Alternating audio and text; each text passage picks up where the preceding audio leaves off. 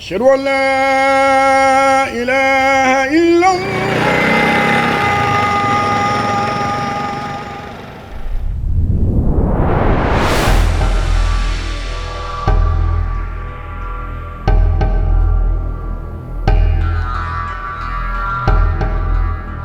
Bye mummy, bye पापा। Bye बेटा। अरे तू ब्रेकफास्ट में क्या खाएगा ये तो बताता जा। हाँ, 3 बॉइल्ड एग्स और 2 टोस्ट। Bye mummy.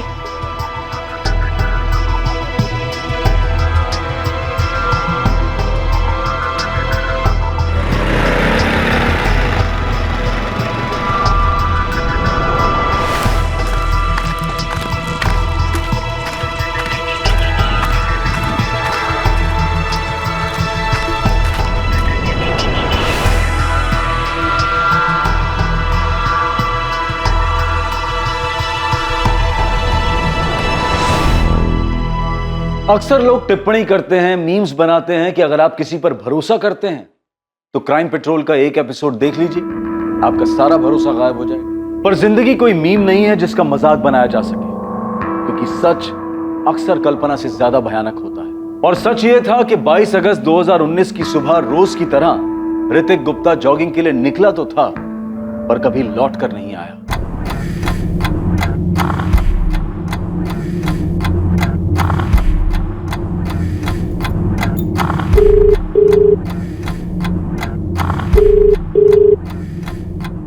मम्मी, हो सकता है वो रनिंग करते करते दूर चला गया हो, आ जाएगा वापस। सुनील 9:30 बज रहे हैं, 10 बजे उसे कॉलेज भी जाना रहता है। अरे तो हो सकता है आज वो कॉलेज बंक करने की सोच रहा हो। अरे मुझे देर हो रही है, मैं निकलता हूँ मम्मा। अच्छा सुनील, तुम वो विमला देवी पार्क के सामने से ही गुजरोगे ना, एक बार जरा अंदर झांक के देख लेना। ऋतिक अगर दिख जाए तो उसे घर भेज देना। अरे मम्मी, मुझे बहुत सारे काम है आज, वो आ जाएगा जब आना होगा। बाय।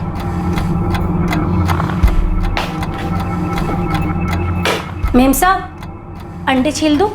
नहीं, अभी नहीं रंजना, ऋतिक को आ जाने दो, उसके बाद।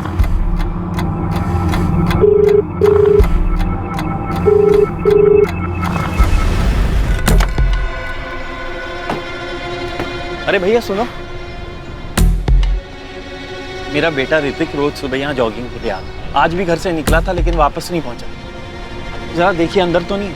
सुबह अभी तो दोपहर के 2:30 बजे और पार्क बंद होने का समय सुबह 11 बजे का ही है, तो अंदर कैसे होगा? ये मेरे भाई ऋतिक की फोटो है, आपने से बाहर निकलते हुए देखा? अब यहाँ इतने लोग आते जाते हैं, कितनों की शक्ल याद है? अरे लेकिन एक बार देख तो लीजिए, या फिर हमें देखने दीजिए। देखिए पार्क 4 बजे खुलता है, आप लोग तब आकर देखिए। आंटी, हमने पूरा कॉलेज चेक कर लिया पर ऋतिक यहाँ कहीं भी नहीं है, और वैसे भी जॉगिंग वाले कपड़ों में तो कॉलेज नहीं आएगा। धीरज बेटा, ऋतिक ने तुम्हें या अजय को कुछ बताया था कि वो जॉगिंग के बाद कहीं और जाने वाला है, या उसका कोई प्लान है? नहीं आंटी, ऐसा तो कुछ नहीं बोला था ऋतिक ने, और मैं खुद उसको कब से फोन ट्राई कर रहा हूँ, रिंग हो रहा है पर वो उठा नहीं रहा। सुबह से मैं भी उसका फोन ट्राई कर रही हूँ, वो मेरा फोन भी नहीं उठा रहा। और सुनील और उसके पापा, वो तो विमला देवी पार्क में भी देखा है, वो वहाँ भी नहीं है। धीरज यार, कैंटीन, लाइब्रेरी सब जगह चेक किया, पूरा कॉलेज छान मारा, लेकिन ऋतिक कहीं नहीं मिला। मिलेगा भी नहीं, क्योंकि वो कॉलेज के लिए नहीं जॉगिंग के लिए निकला था। अब उन कपड़ों में वो कॉलेज तो आएगा ही नहीं, और वैसे उसकी बाइक भी तो घर पर ही है ना। अबे गया तो गया कहाँ? मेरा बेटा ऋतिक बहुत हेल्थ कॉन्शियस है, रोज सुबह 7 बजे जॉगिंग के लिए जाता है। आज भी गया था लेकिन फिर घर वापस नहीं लौटा। जॉगिंग के बाद जिम वगैरह कहीं क्या होगा? नहीं सर, दरअसल उसने आधा जिम तो अपने रूम में बना रखा है, सारे इक्विपमेंट्स हैं उसके पास। जिम, ट्रेडमिल, वेट ट्रेनिंग वो सुबह नहीं शाम को करता है, कॉलेज से आने के बाद।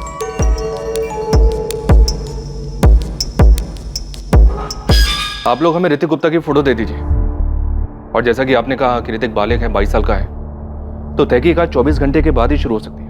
हाँ वो बालिग है मिस्टर चौधरी, लेकिन वो सुबह से घर वापस नहीं आया। और सर इससे पहले ऐसा कभी नहीं हुआ। ठीक है, हम उसकी फोटो आसपास के हॉस्पिटल्स में भेज देंगे, पता करेंगे उसका कोई एक्सीडेंट वगैरह तो नहीं हुआ है, क्योंकि उसका फोन अभी तक चालू है। मिस्टर चौधरी, अगर एक्सीडेंट हुआ होता तो किसी ने तो फोन उठाया होता। डॉक्टर गुप्ता, मैं आपकी बात से सहमत हूँ, लेकिन हमें अपनी तहकीकात कहीं ना कहीं से तो शुरू करनी होगी ना। देखिए, ऋतिक का फोन ऑन है, इसलिए हम इस केस को डायरेक्टली मिसिंग केस के साथ नहीं जोड़ सकते। फिरौती का कोई कॉल वगैरह? नहीं, अभी तक तो नहीं।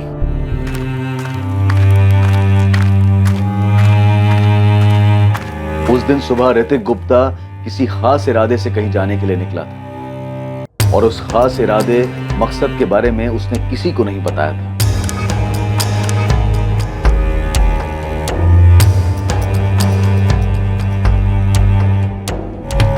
और वहीं दूसरी तरफ 22 साल की तनाज कुरैशी हर रोज की तरह कॉलेज के लिए तैयार होकर घर से निकली थी, लेकिन बीच रास्ते में कहीं वो अपना रूप बदलकर एक नया रूप धारण कर लेती। वो रूप जो उसे पसंद था, एक ऐसा रूप जिसकी उसने महत्वाकांक्षा की थी, एक ऐसी जिंदगी जो वो जीना चाहती थी।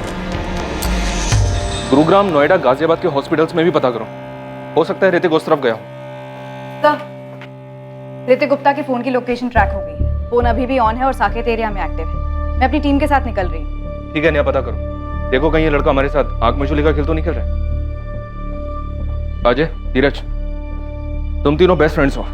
तुम दोनों का बेस्ट फ्रेंड ऋतिक सुबह सुबह कहीं जाने का प्लान बनाता है और तुम दोनों को कोई आइडिया ही नहीं। सर, उसने ऐसा कोई प्रोग्राम बनाया ही नहीं होगा। और सर अगर बनाया भी होगा तो उसने हमें नहीं बताया। वैसे भी सर ऋतिक बिल्कुल भी वैसा नहीं है कि वो कुछ इस तरीके की हरकत करे और अपने पेरेंट्स को बिना बताए कहीं छुप कर बैठ जाए। इंस्पेक्टर साहब, मेरे बेटे का कुछ पता चला? डॉक्टर गुप्ता, हमारे 3 कांस्टेबल्स ने विमला देवी पार्क के सिक्योरिटी गार्ड्स के साथ बात की। ये कंफर्म हो गया है कि आपका बेटा ऋतिक रोज सुबह वहां जॉगिंग के लिए जाता था। डॉक्टर गुप्ता, विमला देवी पार्क में 2 सिक्योरिटी गार्ड हैं। एक जिसकी ड्यूटी सुबह 8 बजे से लेकर रात के 8 बजे तक होती है, जिसके साथ आपकी बातें, और दूसरा जिसकी ड्यूटी रात के 8 बजे से लेकर सुबह के 8 बजे तक होती है। वो पहचानता है आपके बेटे ऋतिक और उसका कहना है कि 22 अगस्त को आपका बेटा ऋतिक वहां जॉगिंग के लिए आया ही नहीं था। हाँ साहब, ये लड़का रोज सुबह यहाँ आता है। कल भी आया था? नहीं साहब, कल नहीं आया था। कल शाम मुझे अशरफ ने बताया कि इसके भाई और पापा इसे यहाँ ढूंढने आए। ऋतिक का किसी के साथ कोई लड़ाई झगड़ा हुआ हो, किसी ने उसके साथ जोर जबरदस्ती की हो, ऐसी भी कोई रिपोर्ट फाइल नहीं हुई। और सर पूरा एक दिन निकल गया और ऋतिक अभी तक घर वापस नहीं आया। सर उसका फोन अभी तक ऑन है। हमने काफी देर तक ट्राई की लेकिन वो फोन नहीं उठा रहा। ऋतिक की कोई लड़की दोस्त या कोई गर्लफ्रेंड? सर, होती तो हमें 100% पता होता। वो कुछ छुपाता नहीं हमसे। हाँ सर, मैक्सिमम टाइम हम लोग साथ में ही रहते हैं। कॉलेज में भी और इवन कॉलेज के बाद भी हम लोग साथ में ही घूमते हैं। सर, कहीं ऋतिक किडनैप तो नहीं हुआ है? शायद ऋतिक किडनैप हुआ हो। आपको किसी पर शक है जो ऐसा कर सकता है? आप एक डॉक्टर हैं, जाहिर सी बात है अच्छी खासी इनकम होगी आपकी। शायद इस पर किसी की नजर है। पर सर मुझे ऐसा कोई याद नहीं आ रहा जो ऐसा कुछ कर सकता है। ऋतिक की मां अपने बेटे के लिए काफी परेशान थी और लगातार उसके फोन पर कॉल कर रही थी। दूसरी ओर फोन पर लगातार रिंग जा रही थी पर कोई जवाब नहीं दे रहा था। क्या लोकेशन दिखा रहा है अभी? और वहीं दूसरी तरफ ऋतिक के फोन की लोकेशन लगातार बदल रही थी। उसके फोन की लोकेशन दिल्ली के अलग अलग इलाकों पर दिखाई दे रही थी। क्या लोकेशन फिर चेंज हुई है क्या? कभी उसके फोन की लोकेशन चांदनी चौक दिखाई देती तो कभी इंडिया गेट। पुलिस की टीम हर गतिविधि पर लगातार नजर बनाए हुए थी पर उसे पकड़ नहीं पा रही।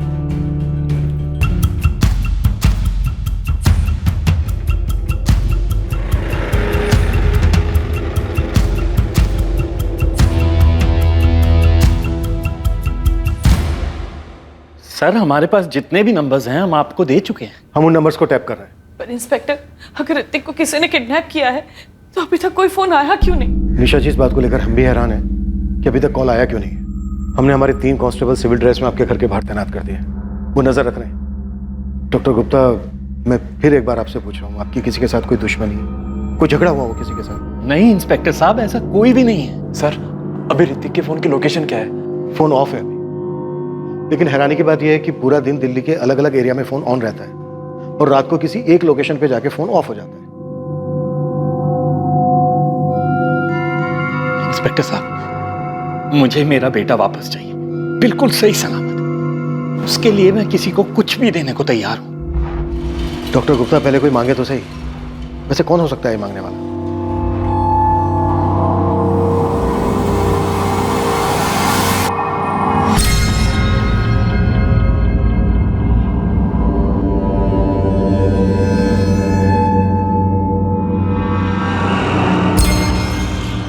नहीं साहब, मुझे नहीं पता ऋतिक बाबा को कौन उठा सकता है। घर में कभी कोई झगड़ा हुआ था? कभी कुछ सुना था किसी लड़की को लेकर? माँ बाप भाई के बीच किसी तरह का कोई झगड़ा हुआ हो? नहीं साहब, कभी नहीं सुना। तेरा पति क्या काम करता है? दिहाड़ी मजदूर है मैडम। वो नई बिल्डिंग बन रही है ना, वही मजदूरी करता है। ये लिख, उसका नंबर लिख और जिस बिल्डिंग में वो काम करता है उसका एड्रेस लिख। साहब आप मुझ पर शक कर रहे हैं? देखो सीधा सीधा बता दोगी तो शक नहीं करेंगे। बताओ कहाँ है रितिक? साहब मुझे नहीं पता, मैंने ऋतिक बाबा के साथ कुछ नहीं किया है। तूने नहीं किया तो किसने किया? ऋतिक गायब है 3 दिन से, या तो तूने किया या करवाया है।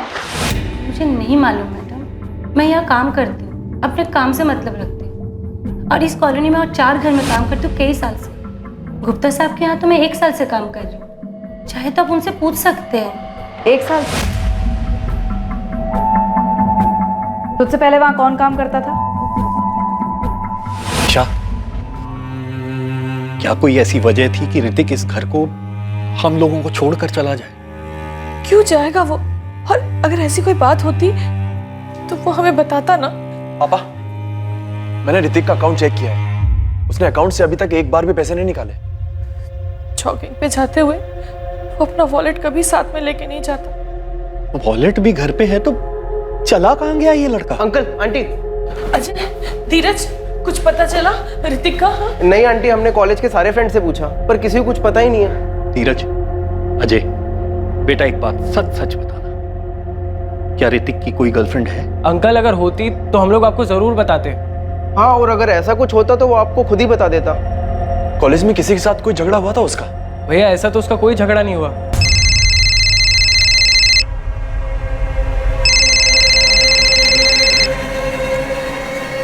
हेलो डॉक्टर गुप्ता, हमने आपकी कामवाली भाई रंजना से पूछताछ की। रंजना? रंजना ने कुछ किया है क्या? अभी कुछ कह नहीं सकते हैं। अच्छा, क्या आप हमें बता सकते हैं कि रंजना और उसके पति के पास ऐसा करने का कोई कारण हो सकता है? पता नहीं। और तबस्सुम कुरैशी? तबस्सुम? लेकिन तबस्सुम तो 1 साल पहले ही हमारे घर का काम छोड़ के जा चुकी है। डॉक्टर गुप्ता, हम हर एंगल टटोल रहे हैं। ये जो कोई भी है आपका करीबी है, आपको आपकी फैमिली को अच्छे से जानता है। ईशा, तुम्हारा तबस्सुम से कभी कोई झगड़ा हुआ था क्या? नहीं तो तबस्सुम ने तो हमारे यहाँ 4 साल काम किया और काम छोड़े भी उसको 1 साल हो गया। और याद है, उसकी तबीयत खराब रहने लगी थी और उसकी बेटी तनाज वो कमाने लगी थी। तनाज के कहने पर ही उसने काम करना छोड़ा था। क्यों, क्या हो गया? पुलिस क्या पूछ रही थी? तबस्सुम ने कुछ किया क्या? जी, मैं ही हूँ तबस्सुम कुरैशी। आप 1 साल पहले आरके नगर वाले डॉक्टर गुप्ता के यहाँ काम करती थी? जी, मैंने उनके यहाँ करीब 4 साल काम किया है। पर आप ये क्यों पूछ रही हैं? काम क्यों छोड़ा? आपसे मतलब? सीधे सवाल का जवाब दो, काम क्यों छोड़ा? उम्र और लगातार काम करने की वजह से मेरी सेहत खराब रहने लगी थी। फिर मेरी बेटी ने काम करना शुरू कर दिया, तो पैसे की किल्लत भी कम हो गई थी और वो चाहती थी कि मैं काम छोड़ दूं और अपनी सेहत का ख्याल रखूं। तो उसके कहने पर मैंने काम छोड़ दिया। कोई और बात तो नहीं? हमारी कोई बात बुरी लग गई? पैसे कम पड़ रहे तो बोलो, मैं तनख्वाह बढ़ा। अरे नहीं नहीं मेम साहब, आप लोग तो बहुत अच्छे हैं, हमेशा अच्छा सलूक किया है मेरे साथ, ऐसा मत कहिए। फिर मैंने काम छोड़ दिया, तब से घर पर ही हूँ। मेरे शौहर गैराज में मैकेनिक का काम करते हैं और मेरी बेटी रिसेप्शनिस्ट का काम करती है। अब आप बताएंगी कि आप ये सब क्यों पूछ रही हैं? डॉक्टर गुप्ता का बेटा ऋतिक 3 दिन से लापता है। क्या? या अल्लाह, ऋतिक बाबा कहाँ गए? ऋतिक के लापता होने की वजह के बारे में किसी को कुछ नहीं पता था, पर गुप्ता परिवार और तबस्सुम कुरैशी परिवार के बीच एक तार जुड़ी थी और ये बात ऋतिक से जुड़ी थी जो कभी किसी के सामने नहीं आई थी। तबस्सुम कुरैशी और गुप्ता परिवार भी इस बात से अनजान थे, लेकिन अब ये बात सामने आने वाली थी। धीरज, अजय, देखो तुम्हें जो कुछ भी पता है मुझे बता दो, झूठ मत बोलना। तुम्हारी शक्लों पे साफ दिख रहा है कि तुम कुछ जानते हो। धीरज, मैं तुमसे पूछ रहा हूँ क्या बात है? अजय बोल, क्या बात है? क्या छिपा रहे हो? सर, ये ऋतिक गुप्ता या तो किडनैप हुआ है या किसी के जाल में फंस गया या फिर ये सारा कुछ ऋतिक का किया धरा है। कॉल रिकॉर्ड से मिला कुछ? एक नंबर मिला है, 444920 और ये नंबर फर्जी है? पूरी तरह से फर्जी।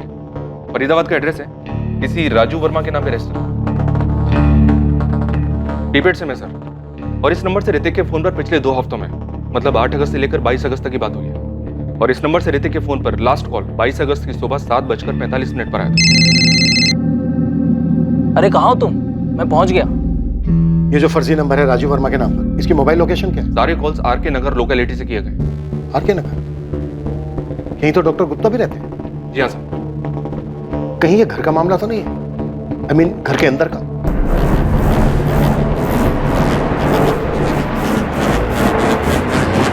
ये जॉगिंग पर जाने वाली बात झूठ। ऋतिक उस दिन घर से निकला ही ना हो। सर अगर ऐसा है भी तो ऐसा करने की वजह क्या हो सकती है? गाइस, मैं तुमसे दोबारा पूछूं, जो भी बात है मुझे साफ साफ बता दो। देखो, ऐसा लग रहा है ऋतिक किसी मुसीबत में है और तुम दोनों चुप रहकर उसकी मुसीबत और बढ़ा रहे हो। भैया तनाज, अभी कुछ देर पहले आंटी ने तबस्सुम का नाम लिया था और उसकी बेटी तनाज। हाँ, तनाज तबस्सुम मामा की बेटी है। तो भैया 1 साल पहले ऋतिक ने हमें एक लड़की से मिलवाया था, ये कहकर कि वो उसकी गर्लफ्रेंड है और उसका नाम भी तनाज ही था।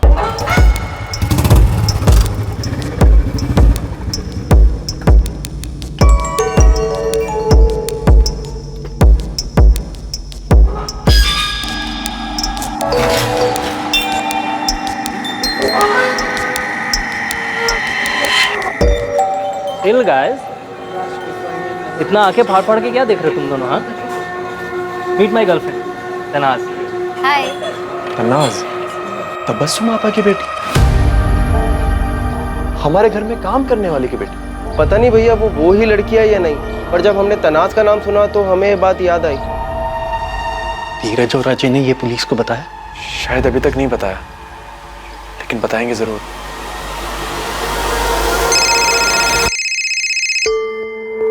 Hello, Tanaz Qureshi. Yes speaking, how may I help you? पहले सिर्फ इतना बता कि तेरा ऋतिक गुप्ता के साथ चक्कर है या नहीं। क्यों, आप उनकी बीवी बोल रही हैं? आरके पुलिस स्टेशन से एएसआई नेहा बोल रही हूँ। तो पहले इंट्रोडक्शन देने में क्या प्रॉब्लम थी? ज्यादा स्मार्ट मत बन। तुझे मालूम है ऋतिक गुप्ता गायब है 4 दिन से? नहीं तो कैसे गायब हो गया? कहाँ चला गया? सुन, तूने सुनील भैया की शक्ल देखी थी जब हमने तनाज का नाम लिया था? हाँ यार, मुझे तो लगता है उन्हें पहले से ही पता था और वो तनाज यही वाली तनाज है। पर यार मुझे एक बात समझ नहीं आई कि ऋतिक ने कभी बताया नहीं कि उसकी गर्लफ्रेंड काम वाली की बेटी है। अब आगे एक अजीबोगरीब प्रेम कहानी, लव अफेयर सबके सामने आने वाला था और ऋतिक के गायब होने की जड़ इसी प्रेम कहानी में मिलने वाली थी।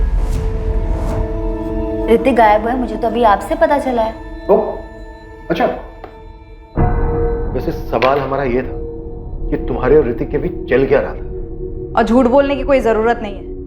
अजय और धीरज ने तुम्हारा नाम लिया है, तुम्हारा फोटो भी पहचाना है, ये भी बताया कि ऋतिक ने तुम्हें अपनी गर्लफ्रेंड कहकर उनसे इंट्रोड्यूस कराया था। तो इसमें झूठ क्यों बोलूंगी? बिल्कुल सच कहा उन्होंने।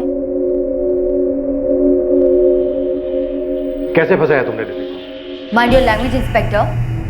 जस्ट बिकॉज मैं एक काम वाली की बेटी हूँ, लोअर क्लास से, उसका ये मतलब नहीं आप मेरे लिए फास्टर टाइप वर्ड्स यूज करेंगे। और अगर आप ही के लैंग्वेज में जवाब दूं तो मैंने उसे नहीं फंसाया था। तुम्हारा ऋतिक के साथ अफेयर कैसे शुरू हुआ? तुम उसकी गर्लफ्रेंड कैसे बनी? ये लंबे सही है? मैंने कोई जालवाल नहीं बिछाया था।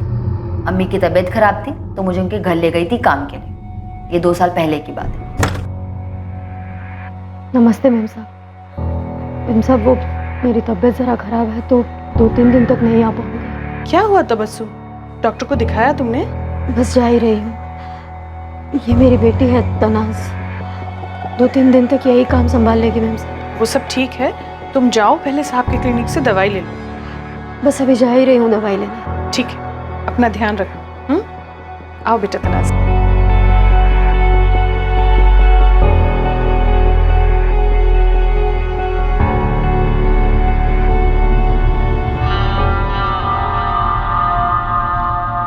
क्या हुआ, कुछ चाहिए? जी वो झाड़ू लगानी थी, मैडम ने कहा था कि इस कमरे से शुरू करें। अच्छा, तुम्हें पहले कभी नहीं देखा? नहीं आई हो यहाँ पे? जी वो मेरी अम्मी यहाँ काम करती हैं। अच्छा एक काम करो, दूसरा कमरा कर लो, इसे बाद में कर लेना। जी।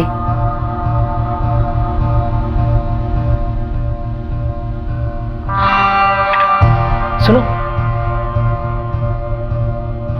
तुम्हारा नाम क्या है? तनाज। अच्छा तनाज, एक काम करो, 2 टोस्ट भी ले आओ। जी।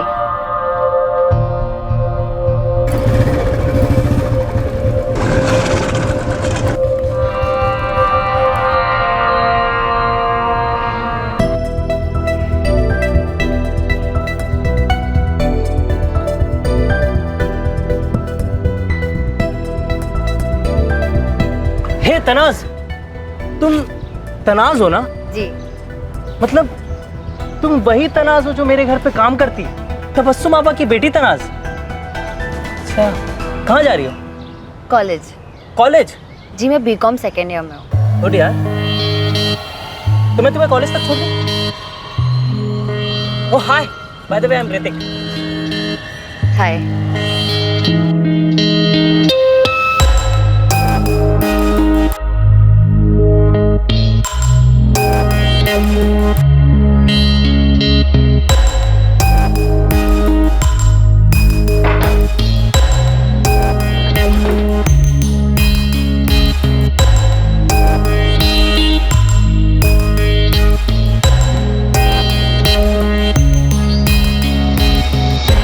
लव स्टोरी और अफेयर जो भी था वो दोनों तरफा था।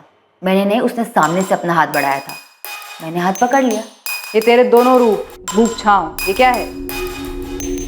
ये स्टेटस मेंटेन कैसे करती हो? चोरी डकैती नहीं करती। मुझे पता है मैं खूबसूरत हूँ। मेरे कॉलेज में काफ़ी लड़कियाँ मुझे पसंद करते हैं, उनमें से कई पैसे वाले भी हैं। वही सारी चीज़ें मुझे गिफ्ट करते हैं और मुझे ऐसे ही रहना पसंद है। तो ये ऋतिक भी तेरे लिए गिफ्ट देने वाला बकरा रहा होगा, है ना? देखिए आप प्लीज़ तमीज़ से बात कीजिए। ऋतिक मुझसे प्यार करता था, मैंने ऋतिक को कभी बकरा नहीं माना था। हम एक रिलेशनशिप में थे, काफ़ी बार फिजिकल भी हुए, बहुत अच्छा टाइम स्पेंड किया हमने साथ में, लेकिन मैंने अपना रोना उसके सामने कभी नहीं रोया। 6 महीने पहले हमें ये समझ आ गया कि हमारे रिलेशनशिप का कोई फ्यूचर नहीं है। वो एक अमीर घर का लड़का और मैं एक गरीब घर की लड़की। इसकी अपनी खुद की जिम्मेदारियाँ है, अम्मी अब्बू का सहारा बना, उनकी ज़िंदगी बनानी है। और मेरा ऋतिक के गायब होने से कोई वास्ता नहीं है। 6 महीने पहले हम अलग हो चुके, कोई कॉन्टैक्ट नहीं। क्या मैं जा सकती हूँ? हाँ जा सकते हो, लेकिन सिर्फ यहाँ से, शहर छोड़कर नहीं। ऐसा तो मेरा खुद का कोई इरादा नहीं है, पर मैं दुआ करूंगी कि ऋतिक आप लोगों को जल्दी मिल जाए। लड़की बहुत तेज है, काफी स्मार्ट है सर, बहुत पहुंची हुई चीज लगती है। लेकिन इसने कुछ छुपाया नहीं, एक बार भी नहीं कहा कि ऐसा कुछ नहीं था, लव अफेयर है, जो भी कुछ था साफ साफ बता दिया सब कुछ। छुपाने का कोई फायदा नहीं था ना सर, उसे पता चल चुका था कि अजय और धीरज हमें सब कुछ बता चुके हैं। क्या लगता है तुम्हें, ये ऋतिक को गायब कर सकती है?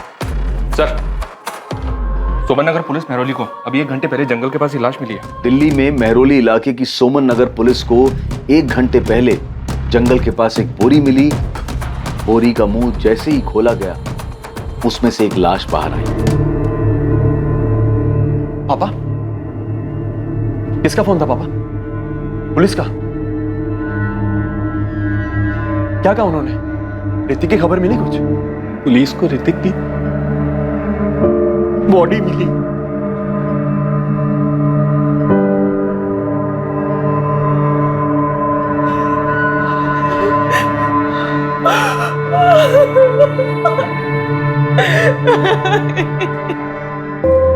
जैसे प्लान हुआ था सब वैसे ही हुआ है।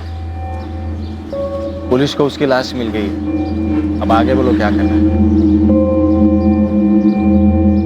हाँ हाँ, मैंने वो ऋतिक का फोन तोड़ के फेंक दिया था। आप ये बोलो ना पैसे का क्या हुआ। ये देखिए, बोरी में कोई सुराग नहीं मिला सर। ऑर्डर बहुत ही चालाकी से किया गया है।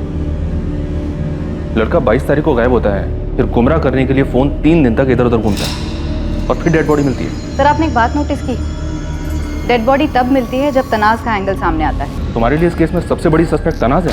सस्पेक्ट करना तो एक बात है, लेकिन मुझे स्ट्रॉन्ग डाउट है इस लड़की पर। ऋतिक का यूं गायब होना, उसका मर्डर होना इस तनाज से जुड़ा हुआ जरूर है। दोनों के बीच में क्लास डिफरेंस देखिए सर, अजीब नहीं है? उससे भी अजीब बात तो यह है कि गुप्ता फैमिली की नाक के नीचे ये अफेयर चल रहा था और उन्हें इस बात का पता ही नहीं था। नहीं, ये रॉड का घाव नहीं। आप ये घाव देख रहे हैं, ऐसा घाव रॉड से नहीं आता। रॉड नहीं है तो फिर और क्या है? ये कोई भारी चीज रही होगी, जो भारी के साथ साथ आगे से चपटी भी होगी। दरअसल उसने आधा जिम तो अपने रूम में बना रखा है, सारे इक्विपमेंट्स हैं उसके पास। ये डंबल हो सकता है क्या? मुमकिन है।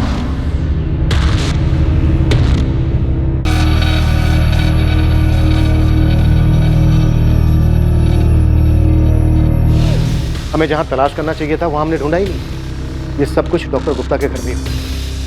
तुम सही कहनी थी ने, ऋतिक का गायब होना, उसके बाद उसका मर्डर, ये सब ऋतिक और तनाज के रिश्ते से ही जुड़ा है। तनाज ने हमें पूरा सच नहीं बताया। नेहा, तुम तनाज से बात करो, हम डॉक्टर गुप्ता के घर जाते हैं। अम्मी अब्बू, आप लोग मुझे इस तरह से क्यों देख रहे हैं? मुझे पता है कि गुप्ता जी की बेटी की लाश मिली है, लेकिन मेरा यकीन मानिए, मेरा उससे कोई वास्ता नहीं, मैंने कुछ नहीं किया। तनाज, तुमने ऐसा कैसे इतने अमीर घर के लड़के के साथ अपना रिश्ता बनाने का सोचा? अब्बू, रिश्ता मैंने नहीं, उसने बनाया था। मेरी गलती बस इतनी है कि मैंने मना नहीं किया। अरे तो क्यों नहीं रोका खुद को? अम्मी, ये सारी बातें मेरे जहन में उस वक्त नहीं आई थी। वो लोग होंगे सो होंगे। और वैसे भी अम्मी, ये सारी बातें तो 6 महीने पहले खत्म हो चुकी है। अब उसके गायब होने से, मर्डर से मेरा कोई वास्ता नहीं है। खुदा के लिए आप लोग मुझ पर शक करना बंद कीजिए। मैं अपनी जिंदगी जी रही हूँ, अपना काम कर रही हूँ। तनाज, आप इतने दिनों तक मेरे बेटे को ढूंढ नहीं पाए, उसका मर्डर हो गया, और अब आप मुझी से कह रहे हैं कि आपको मेरे ही घर की तलाशी लेनी है। पूरी दुनिया को छोड़कर आपको बस हम ही पर शक है। हाँ, तो तुम्ही ने कहा था ना कि ऋतिक जिम नहीं जाता था, घर में ही वर्कआउट करता था। हाँ, तो इसका मतलब ये हुआ कि आप हम ही पे शक करेंगे, हम पे, ऋतिक की अपनी फैमिली पे। पर आप लोगों को घर चेक करवाने में ऑब्जेक्शन क्या है? देखिए, हमें सिर्फ घर चेक करना है, वो भी आपके सामने। आपकी मौजूदगी से हमें कोई प्रॉब्लम नहीं है।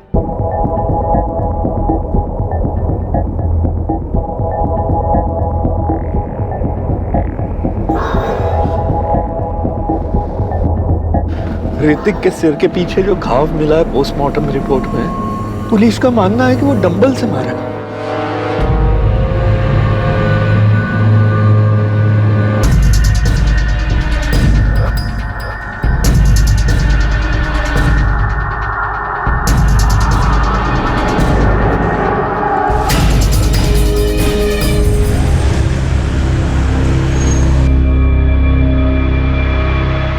क्या ऋतिक की हत्या के पीछे उसके अपने परिवार का हाथ था? और क्या इसकी वजह तनाज और ऋतिक का रिश्ता था? अब सिर्फ सच बताओ। सच मैं आपको पहले ही बता चुकी हूँ। ऋतिक और मेरा रिश्ता 6 महीने पहले खत्म हो चुका है। मेरी उसकी 6 महीने से कोई बातचीत नहीं है। अब अगर मेरे ब्रेक ऑफ के बाद वो मुझे लेके सीरियस हो गया था और अपने पेरेंट्स से अड़ गया था कि वो क्लास डिफरेंस में नहीं मानता, तो मुझे इस बात की कोई जानकारी नहीं है। लेकिन मुझे ये बात समझ में ही नहीं आ रही कि जब उसके और मेरे बीच सब खत्म हो चुका था, तो अपने पेरेंट्स को क्यों बताएगा, और उसके पेरेंट्स गुस्से में ऐसा कोई कदम क्यों उठाएंगे? तो तुम्हारा कहना है उसकी फैमिली ने उसे नहीं मारा? मैं बस ये कहना चाहती हूँ, मुझे नहीं पता उसे किसने मारा और क्यों मारा। मेरा उसका एक रिश्ता था, जिस रिश्ते की आप पूरी तरीके से बैंड बजा चुके हो। मुझे समझ नहीं आता। कभी कभी लगता है कि मैं खुद एक्सेप्ट कर लूं कि हाँ, मैंने उसे मारा था। परेशान कर दिया आप लोग ने मुझे। एक लड़के का मर्डर हुआ है, यहाँ कोई मजाक नहीं चल रहा है। मजाक ना आप लोग कर रहे हैं। 4 दिन से वो गायब था, तब तो आप उसे ढूंढ नहीं पाए, और अभी सब नाटक करे कि उसे किसने मारा और क्यों मारा। मैं नहीं जानती उसे किसने मारा।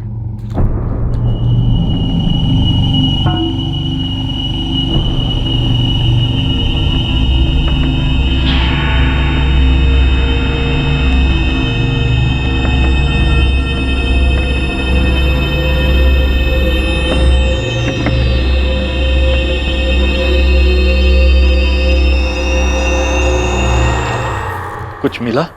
कैसे मिलता? सब कुछ आप लोगों ने साफ जो कर दिया। मेरे भाई का मर्डर हुआ है। मर्डर करने वालों को पकड़ने की बजाय आप लोग हम ही पर इल्जाम लगा रहे हैं। डॉक्टर गुप्ता, तनाज और ऋतिक के अफेयर के बारे में आपको कब पता चला? अभी जब धीरज और अजय ने हमें बताया। लेकिन आप लोग जो ये कहानी बना रहे हो ना कि हमें उनके अफेयर के बारे में पहले से पता था और नाराज होकर हमने उसे मार दिया, ये एकदम बकवास है, क्योंकि ऐसा कुछ भी नहीं हुआ। आप लोग प्लीज शांति से हमें हमारे बेटे का शोक मनाने दीजिए। हम लोग पहले ही बहुत दुखी हैं, जो आपको दिखाई नहीं दे रहा, क्योंकि आप लोग कुछ कर नहीं पाए और अब ये उल्टी सीधी कहानियां बना रहे। अरे हम तो पहले ही शौक में आ गए थे ये जान के कि हमारे बेटे का हमारी काम वाली की बेटी के साथ अफेयर था, जो हमें पता तक नहीं था। आप जल्दी से जल्दी बस हमारे बेटे की बॉडी हमें दे दीजिए। इसके अलावा ऋतिक के मर्डर का और क्या कारण हो सकता है? सर, अगर कोई कारण है भी तो क्या और किसके पास? अगर किडनैपिंग के एंगल का सोचें तो 4 दिन तक फिरौती के लिए एक भी कॉल नहीं आया। ये ऋतिक के दोस्त धीरज और अजय, इनका पूरा कच्चा चिट्ठा निकलवाया सर, पर कुछ नहीं मिला। दरअसल ये तीनों स्कूल से ही साथ में हैं, तभी से दोस्त हैं। ऋतिक के कॉल रिकॉर्ड से हमें सिर्फ ये फर्जी नाम और एड्रेस वाला नंबर मिला है 44492032। इसके अलावा कुछ नहीं मिला। सिम कार्ड डीलर को बहुत तोड़ा सर, लेकिन राजू वर्मा के नाम के फर्जी पैन कार्ड के अलावा और कुछ नहीं मिला। उसे याद ही नहीं है कि उसने सिम कार्ड किसको बेचा था। और एक बात सर, नेहा ने तनाज से पूछताछ की और उसे तनाज के ऊपर काफी गहरा शक है। हो सकता है तनाज ने अभी तक हमें सही कहानी ना बताई। तनाज अपने काम में बहुत अच्छी और मेहनती है। पर मैडम, ये सब सवाल आप पूछ क्यों रही हैं? और आप लोग बार बार तनाज को पुलिस स्टेशन क्यों बुलाती हैं? ऋतिक गुप्ता मर्डर केस के बारे में पढ़ा होगा आपने।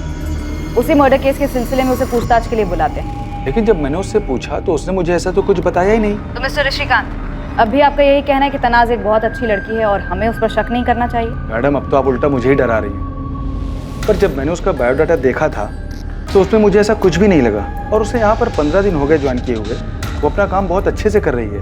उसे आपके यहाँ काम करते हुए सिर्फ 15 दिन हुए? जी मैडम।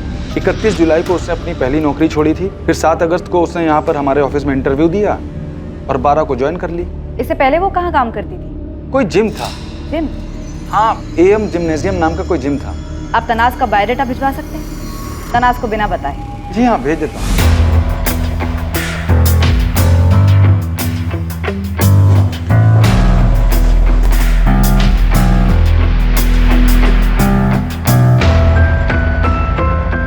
हाँ जी, गिरधरलाल चौहान ही बोल रहा हूँ। ये नीलम कॉम्प्लेक्स में शॉप नंबर 24 जो है, इसके आप ओनर हैं या ब्रोकर?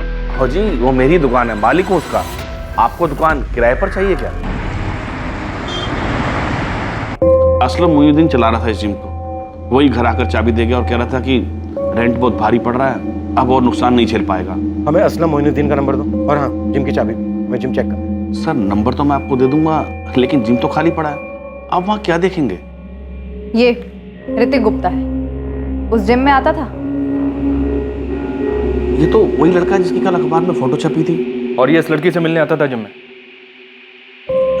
ये तो जिम की रिसेप्शनिस्ट है सर, मगर मैं इस लड़के को नहीं जानता सर। मैं तो वहाँ सिर्फ किराया लेने जाता था। बाकी ये लड़का अगर जिम में आता भी है तो मुझे इसके बारे में कोई जानकारी नहीं है। जी मैं असलम ही बोल रहा हूँ। AM जिम मेरा ही था, मैं ही चलाता था। असलम, RK नगर पुलिस स्टेशन आ जाओ, कुछ बात करनी है। जी जान सकता हूँ किस सिलसिले में? अरे घबराओ मत, आ जाओ, बात करनी है। ओके?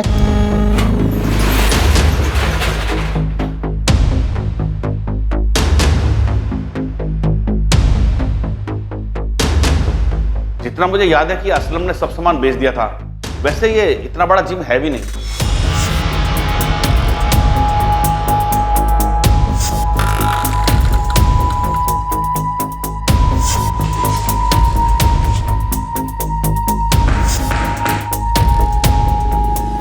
सर, मैडम, आप ये तो बताओ कि आप ढूंढ क्या रहे हो?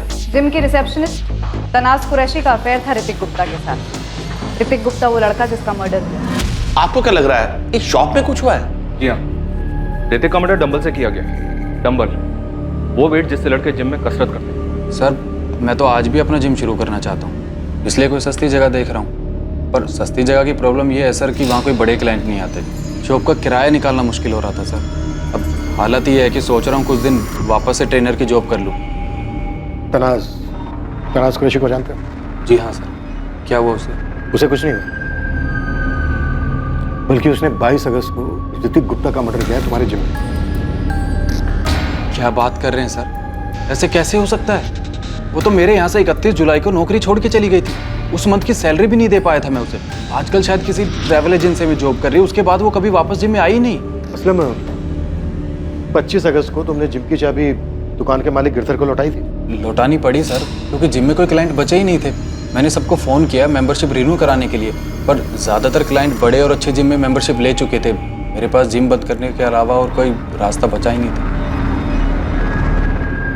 ठीक है, जा सकते हो तुम।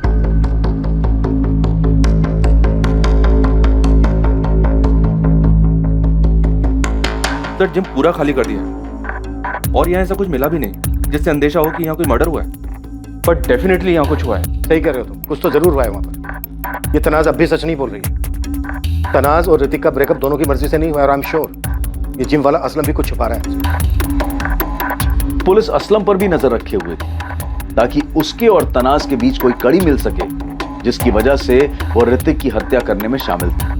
पुलिस को अभी तक कोई बड़ी लीड नहीं मिली थी और सबसे बड़ा सवाल यह था कि ऋतिक का फोन किसके पास था जो उसे पूरे शहर में लेकर घूम रहा था, और वो फोन नंबर किसका था जिससे उसको आखिरी कॉल आया था। आखिर पुलिस को वो ब्रेक मिल ही गया।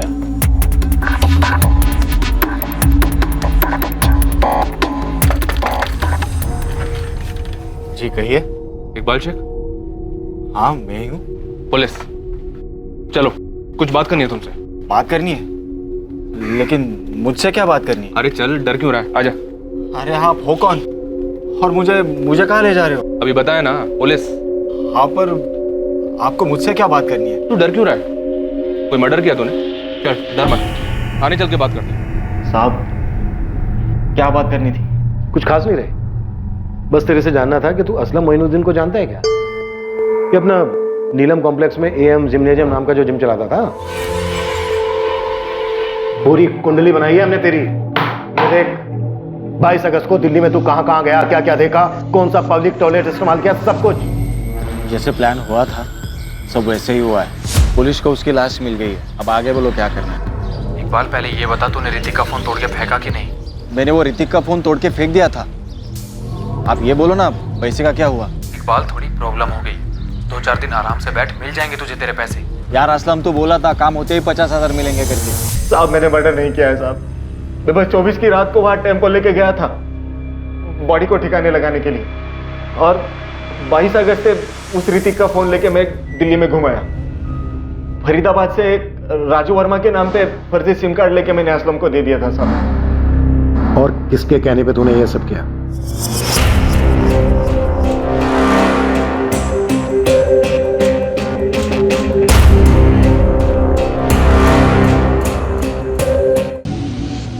बहुत ही बारीकी से जांच करने के बाद पुलिस की इन्वेस्टिगेटिंग टीम इकबाल शेख तक पहुंच गई। असलम के कॉल रिकॉर्ड से उन्हें इकबाल का नंबर मिला था जब इकबाल ने 25 अगस्त को असलम को उसके मोबाइल पर फोन किया था। सिर्फ 25 अगस्त ही नहीं, उसके बाद भी इकबाल और असलम में पैसों को लेकर बात होती रही थी।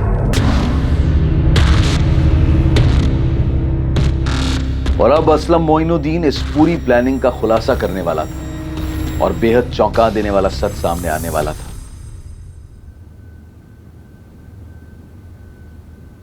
देख, इसने तो सब कुछ प्यार से बता दिया है, अब तू सोच ले, मार खाने के बाद बताना है तुझे या फिर ऐसे ही बताएगा? सब गलती हो गई। गलती नहीं, मर्डर हुआ है। चल बोल। सब प्लान मेरा नहीं, तनाज का था।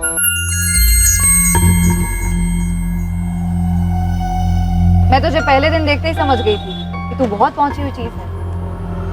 सही पहचाना था आपने। क्यों मारा ऋतिक को? इसलिए कि उसने चाय में से मक्खी की तरह निकाल कर फेंक दिया तुझे? मेरी जूती भी ना फेंक सके कोई। मैंने उसे छोड़ा था, उसने मुझे नहीं। उसकी तो हालत खराब हो गई थी जब मैंने कहा था कि ब्रेकअप कर देते। मेरा असलम साथ में काम करते थे, मुझे असलम पसंद आ गया। तो फिर मारा क्यों ऋतिक को? इकबाल ने सब बता दिया है हमें, कैसे इसने सिम कार्ड लाकर दिया था तुम लोगों को। नए नंबर से फंसाया था ना? क्यों? कैसे हो आप? कौन? क्या ऋतिक, तनाज इतनी भी आसानी से भूलने वाली चीज नहीं है। हे तनाज, कैसी है तू? एकदम मस्त, मजे में। तूने नंबर चेंज किया क्या? तेरा नाम नहीं है फोन में? हाँ, ये सब छोड़ना, ये बता हम कब मिल रहे?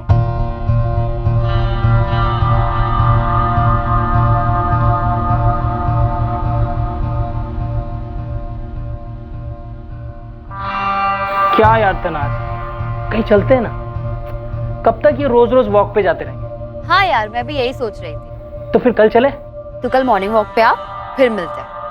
वहीं से जिम चले जाएंगे, मेरे काम का लास्ट दिन है।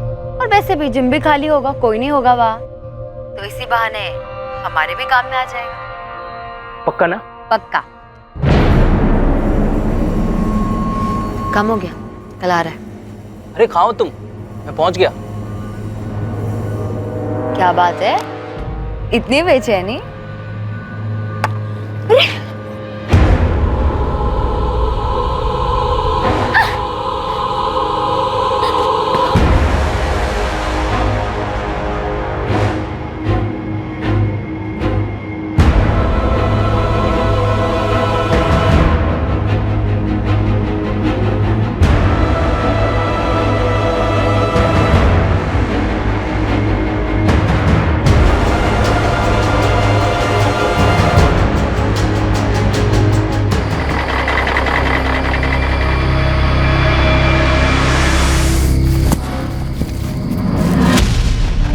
तो फिर बात घूम फिर के वहीं आ गई। ऋतिक ने तुम्हें छोड़ दिया था, तुम्हें गुस्सा आया, इसलिए तुमने उसे फंसाया, बुलाया और मार दिया।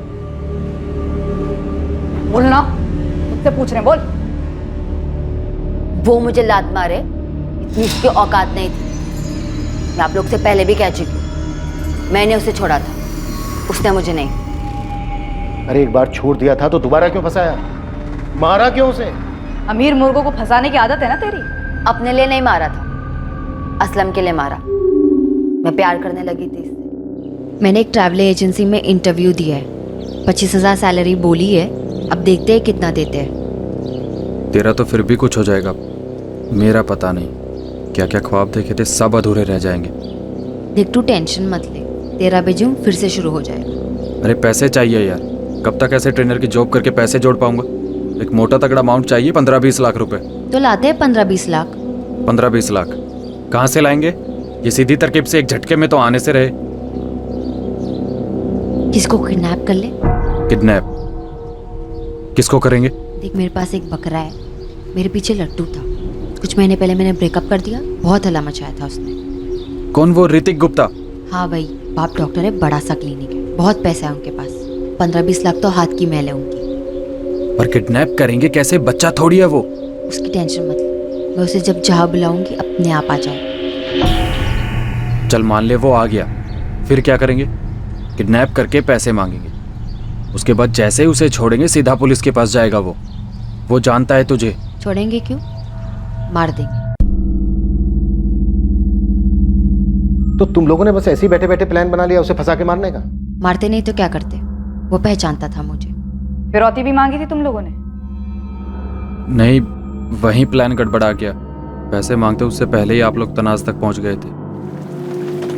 असलम, क्या पूछा पुलिस ने? उनके कुछ पूछने से पहले ही मैंने अफेयर और ब्रेकअप वाली बात बता दी। यार तनाज, ये पुलिस पहले ही तुम तक पहुंच गई। असलम, अब हम फिरौती नहीं मांग सकते, उन्हें मुझ पर पहले से ही शक है। ये तो बेमतलब लेने के देने पड़ गए ना। ये सब ना उस ऋतिक के बेवकूफ दोस्त अजय और धीरज की वजह से हुआ। गलत टाइम पर पहुंच गए और मेरा नाम सुनते ही सब बक दिए, वरना ऋतिक की फैमिली को हमारे बारे में कुछ पता कहा था। तो तुम लोगों ने पैसों के लिए यूं ही बैठे बैठे ख्याली पुलाव पकाया, ऋतिक को फंसाया, बुलाया और मार दिया। तनाज के माँ बाप को सच जानकर गहरा सदमा लगा था कि जिस बेटी को पैरों पर खड़ा करने के लिए उन्होंने सारी जिंदगी मेहनत की थी वो क्रिमिनल बन चुकी थी। उसी घर के बेटे का खून करके, जहां उसकी मां ने 4 साल मेहनत करके उसके लिए अच्छी जिंदगी कमानी चाहिए। ऋतिक की फैमिली ये मान ही नहीं पा रही थी कि उनकी पीठ पीछे ऋतिक और तनाज का अफेयर चल रहा था। यहां तक कि दूसरी बार भी उनकी जानकारी के बिना यह अफेयर फिर से शुरू हुआ, जिसके माध्यम से तनाज ने ऋतिक को अपने जाल में फंसाया और अंत में वही उसकी दर्दनाक मौत का कारण बना। असलम मोइनुद्दीन, इकबाल शेख और तनाज कुरैशी को ऋतिक गुप्ता की हत्या करने के जुर्म में बुक किया गया है। ये बात सिर्फ चौंकाने वाली नहीं थी, बल्कि अविश्वसनीय थी कि तनाज कुरैशी को अपने किए पर जरा भी अफसोस नहीं था। यहां तक कि उसे इस भयानक हत्या को अंजाम देने में कुछ भी आपराधिक, कुछ भी गलत नहीं लगा था। अपना मतलब, अपना स्वार्थ एक तरफ है, पर इसके बावजूद कोई अपराधी ये क्यों नहीं देख पाता है कि जुर्म करके किसी और की जिंदगी बर्बाद करते समय वो बेमतलब ही अपनी जिंदगी भी दांव पर लगा रहा है। देखते हैं हमारे आज के एपिसोड की दूसरी कहानी।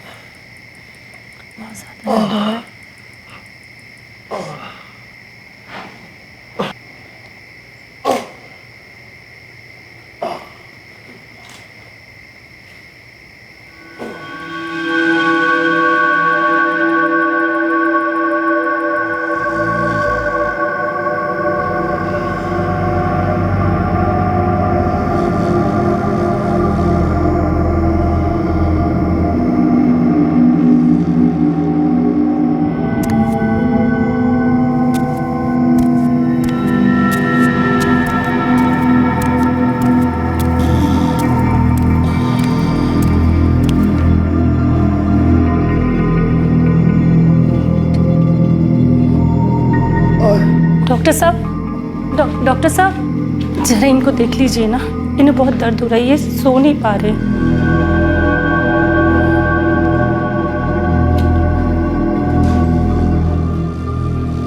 आप एक काम कीजिए, नर्स स्टेशन पे जाके दवाइयाँ ले आइए। ठीक है, मैं जल्दी ले आती हूँ।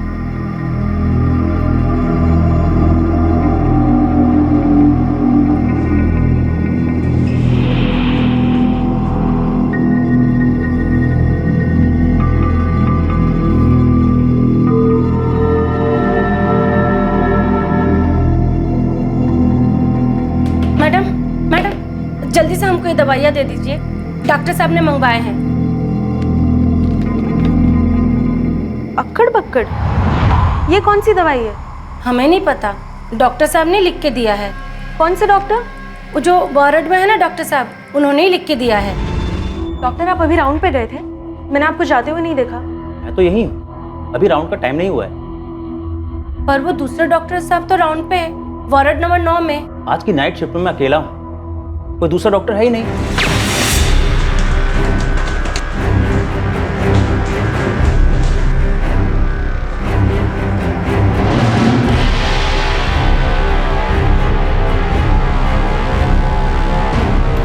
कांस्टेबल उठिए, उठिए! ये सब क्या हो रहा है? कौन आया था इस वार्ड में?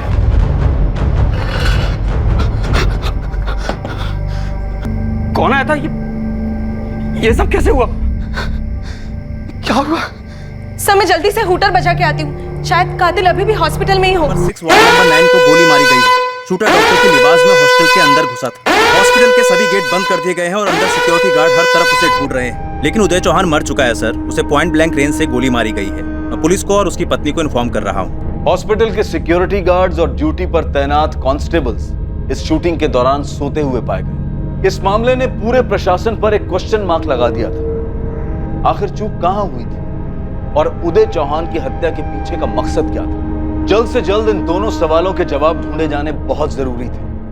आपने देखा नहीं कि इस पर्ची पर अक्कड़ बक्कड़ लिखा हुआ है? मैडम पर्ची पर ध्यान ही नहीं गया। मेरे पति बहुत तकलीफ में थे, वो सो भी नहीं पा रहे थे। उस आदमी ने जो लिख कर दिया, मैं तुरंत लेकर नर्स के पास भागी। मैडम मैं जानती थी कि रेसिडेंट डॉक्टर शरद पुजारी अपने कैबिन में है, क्योंकि जब वो राउंड पे होता है मुझे पता होता है। ये ड्यूटी कर रहे थे तुम लोग? बिस्तर घोड़े बेचकर सो के? 4 दिन से लगातार हम लोग डे नाइट की ड्यूटी कर रहे थे सर, गलती से आंख लग गई सर। सर एक साथ 4 अंडर ट्रायल का इलाज चल रहा था। 4 अंडर ट्रायल्स का इलाज चल रहा है और तुम लोग सफाइयां दे रहे हो कि झपकी आ गई। एक बंदा गन में साइलेंसर लगा के सबके सामने उदय को गोली मारकर चला जाता है और तुम लोग सोते रह जाते हो। अरे अगर आंख खुली होती तो उदय बच जाता।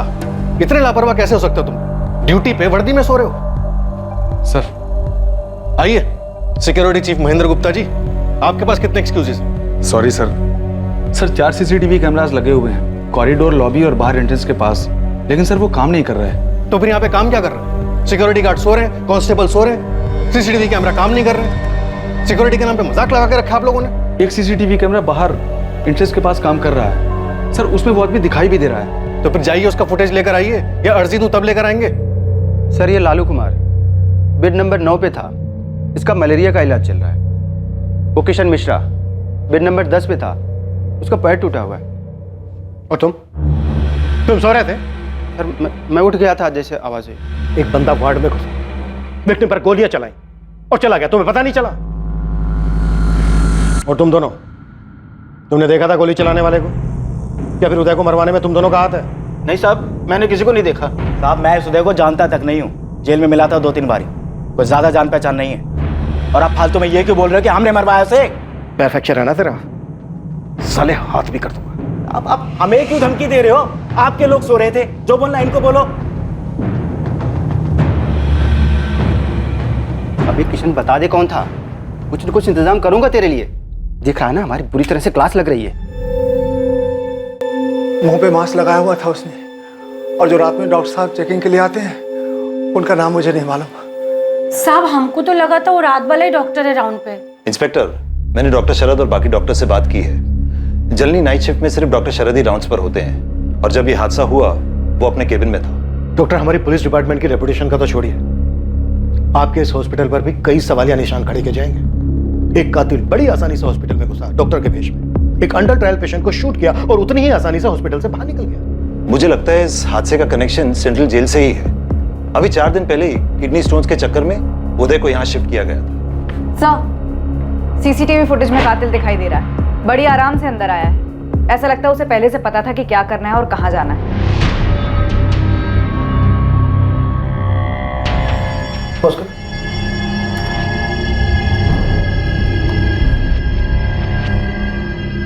ये हमारे हॉस्पिटल के डॉक्टर्स में से कोई भी नहीं है। हम इस तरह का कैप, कोट और मास्क पहनकर कभी नहीं आते। इसे देखकर तो लग रहा है कि ये सिर्फ कत्ल करने के लिए ही अंदर आया था। पूरे हॉस्पिटल में सिर्फ यही है कैमरा जो काम कर रहा है? हाँ सर, बाकी सारे खराब हैं। मैंने उन्हें ठीक करने के लिए कई बार रिक्वेस्ट भी डाली है, और मैंने ये रिक्वेस्ट पास भी कर दी थी, लेकिन वो सीसीटीवी वेंडर अभी तक नहीं आया इसे ठीक करने के लिए। तो फिर एक काम करते हैं, इस सीसीटीवी वेंडर को कटघरे में खड़ा करते हैं। ये ठीक रहेगा डॉक्टर हरीश?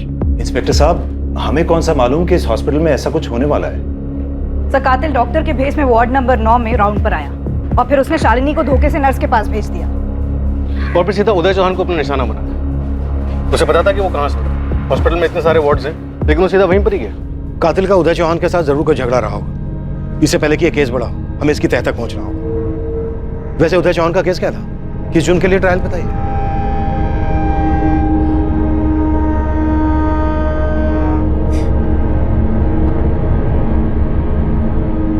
उदय चौहान एक मर्डर केस में ट्रायल पर था, और ये मर्डर केस 2 साल पहले का है।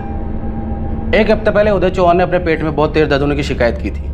इनफैक्ट वो दर्द की वजह से जेल में बेहोश हो गया था। हमने उसी दिन 5 जून को उसे हॉस्पिटल में एडमिट करवाया, और उसके अगले ही दिन 6 जून को उसका ऑपरेशन किया गया। डॉक्टर हरीश जैन ने उदय चौहान को 1 हफ्ते के लिए अंडर ऑब्जर्वेशन में रखने को कहा था। उसके बाद ही उसे जेल में लाया जाना। दरअसल उदय चौहान अपने साडू यानी कि अपनी पत्नी प्रतिभा चौहान की बहन गायत्री तिवारी के पति केतन तिवारी की हत्या के मामले में ट्रायल पर था।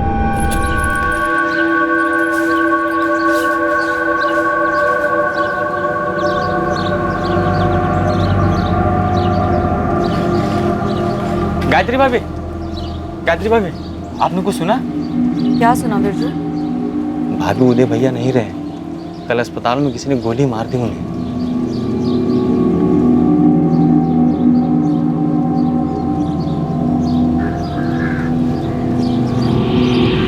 मम्मी, उदय मौसा ने पापा को क्यों मारा था?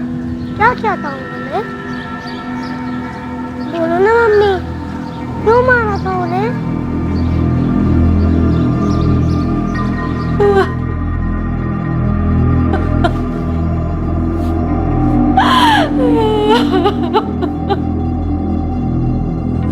मम्मी, किसने मारा पापा को? बोलो ना मम्मी, किसने मारा पापा को? उदय चौहान ने अपनी पत्नी की छोटी बहन के पति की हत्या की थी। जी हाँ, केतन तिवारी की। हाँ। उदय, ये क्या हुआ? आपकी कमीज पर इतना सारा खून कहां से आया? उदय, कुछ तो बोलिए, बताइए ये सब क्या हुआ?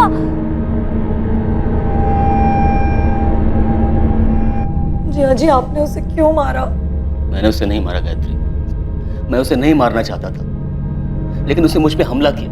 लेकिन आपने उसे मार डाला, क्यों किया आपने ऐसा? गायत्री, मैंने जानबूझकर कुछ नहीं किया, मैं सच कह रहा हूं, मैंने उसे नहीं मारा है। साहब, मैं भगवान की कसम खा के कह रहा हूं, मैंने कुछ नहीं किया है। मैंने केतन को नहीं मारा है साहब। अरे मैं तो दुकान से घर लौट रहा था, तो रास्ते में केतन आकर मुझसे झगड़ा करने लग गया। ऐसे ही तो झगड़ा नहीं शुरू किया होगा, कुछ तो बात हुई होगी। दारू पीने के लिए पैसे मांग रहा था, और जब मैंने देने से मना कर दिया तो झगड़ा करने लगा मुझसे। उदय भाई साहब, तुमने मुझे पैसे देने को क्यों मना किया? इसलिए केतन कि मैं नहीं चाहता हूं कि तेरी जिंदगी इस तरह से बर्बाद हो। देख, जिद मत कर, पैसे नहीं मिलेंगे। साले, और जो तू मेरी बीवी के साथ मिलकर कर रहा है वो मैं आंख बंद करके देखता रहूं? केतन, तो अपनी हद से बाहर जाके बात कर रहा है और ये क्या नाम सुना बोल रहा है अपनी बीवी के बारे में? तो बस मुझे पैसे दे और जो करना है कर ले मेरी बीवी के साथ। केतन, तेरा दिमाग सड़ चुका है, तो बात करना बेकार है। मेरा दिमाग सड़ गया है या तेरी नीयत? तेरी बीवी को पता है कि तू उसकी बहन के साथ जो कर रहा है? बंद कर अपनी बकवास। मुझे बस पैसे दे, मुझे बस पैसे दे और मैं किसी को कुछ नहीं बोलूंगा। और जब मन करे तब घर आ जाना, मैं किसी को कुछ नहीं बोलूंगा। और जो करना है कर लेना मेरी बीवी के साथ। तुझे तो एक फूटी कौड़ी नहीं मिलेगी अब, तो चाहे कर लेना। साहब, वो अपने साथ चाकू लेकर आया था, मैं तो सिर्फ अपने आप को बचाने की कोशिश कर रहा था। वो केतन है ना, मेरी पत्नी प्रतिभा, उसकी बहन गायत्री जो उसकी पत्नी है, दोनों के बारे में अनाप शनाप बोल रहा था। मैं चुपचाप सुन रहा था साहब, कुछ नहीं किया मैंने। फिर साहब उसने चाकू निकाला और वार भी उसने किया। साहब, मैं तो सिर्फ अपने आप को बचाने की कोशिश कर रहा था। ऐसे बचा रहा था कि उसकी हथेलियां तक काट डाली, उसके एक एक अंदरूनी अंगों के चिथड़े चिथड़े कर दिए तूने। मैं सिर्फ अपने आप को बचाने की कोशिश कर रहा था।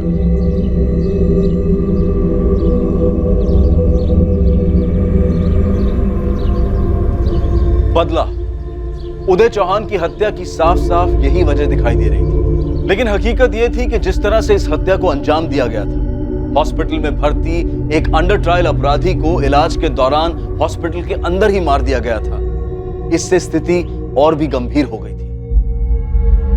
एक अंडर ट्रायल मुजरिम की अस्पताल परिसर में हुई हत्या ने सुरक्षा, पुलिस और प्रशासन पर सवालिया निशान लगा दिए हैं। कई सवाल उठ रहे हैं, क्या मरीज अस्पताल के अंदर सुरक्षित है?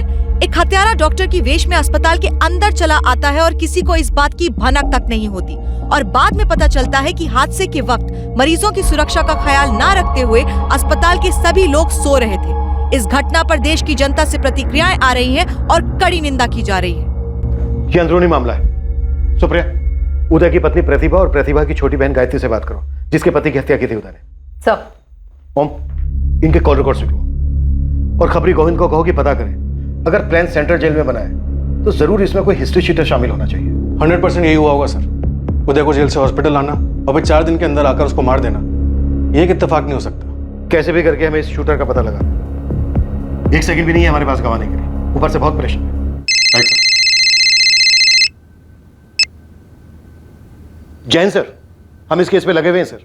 विक्रम, अपने कदम तेजी से आगे बढ़ाओ। जो मारा गया वो अंडर ट्रायल था, हमारी कस्टडी में था।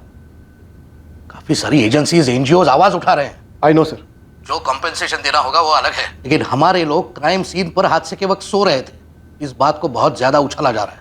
विक्रम, जिसे तोड़ना है तोड़ो। ये मर्डर हमारी कस्टडी में हुआ है, कटघरे में हमें खड़ा किया जाएगा। सर ट्रस्ट मी, हम इस केस को जल्द से जल्द क्रैक कर लेंगे। अभी सिर्फ सस्पेंड हुए हो, लेकिन बात यहीं खत्म नहीं हो गई है। चार्जेस लगेंगे, इंक्वायरी बैठेगी, समझ रहे हो ना? सुनील, सौरभ, अवधेश, कपिल। गलती हो गई सर। ये सिर्फ गलती नहीं है, तुम लोगों की लापरवाही की वजह से सवाल हमसे किए जा रहे हैं, जवाब हमें देने पड़ रहे हैं। बोलो, किसने मदद की थी उसकी?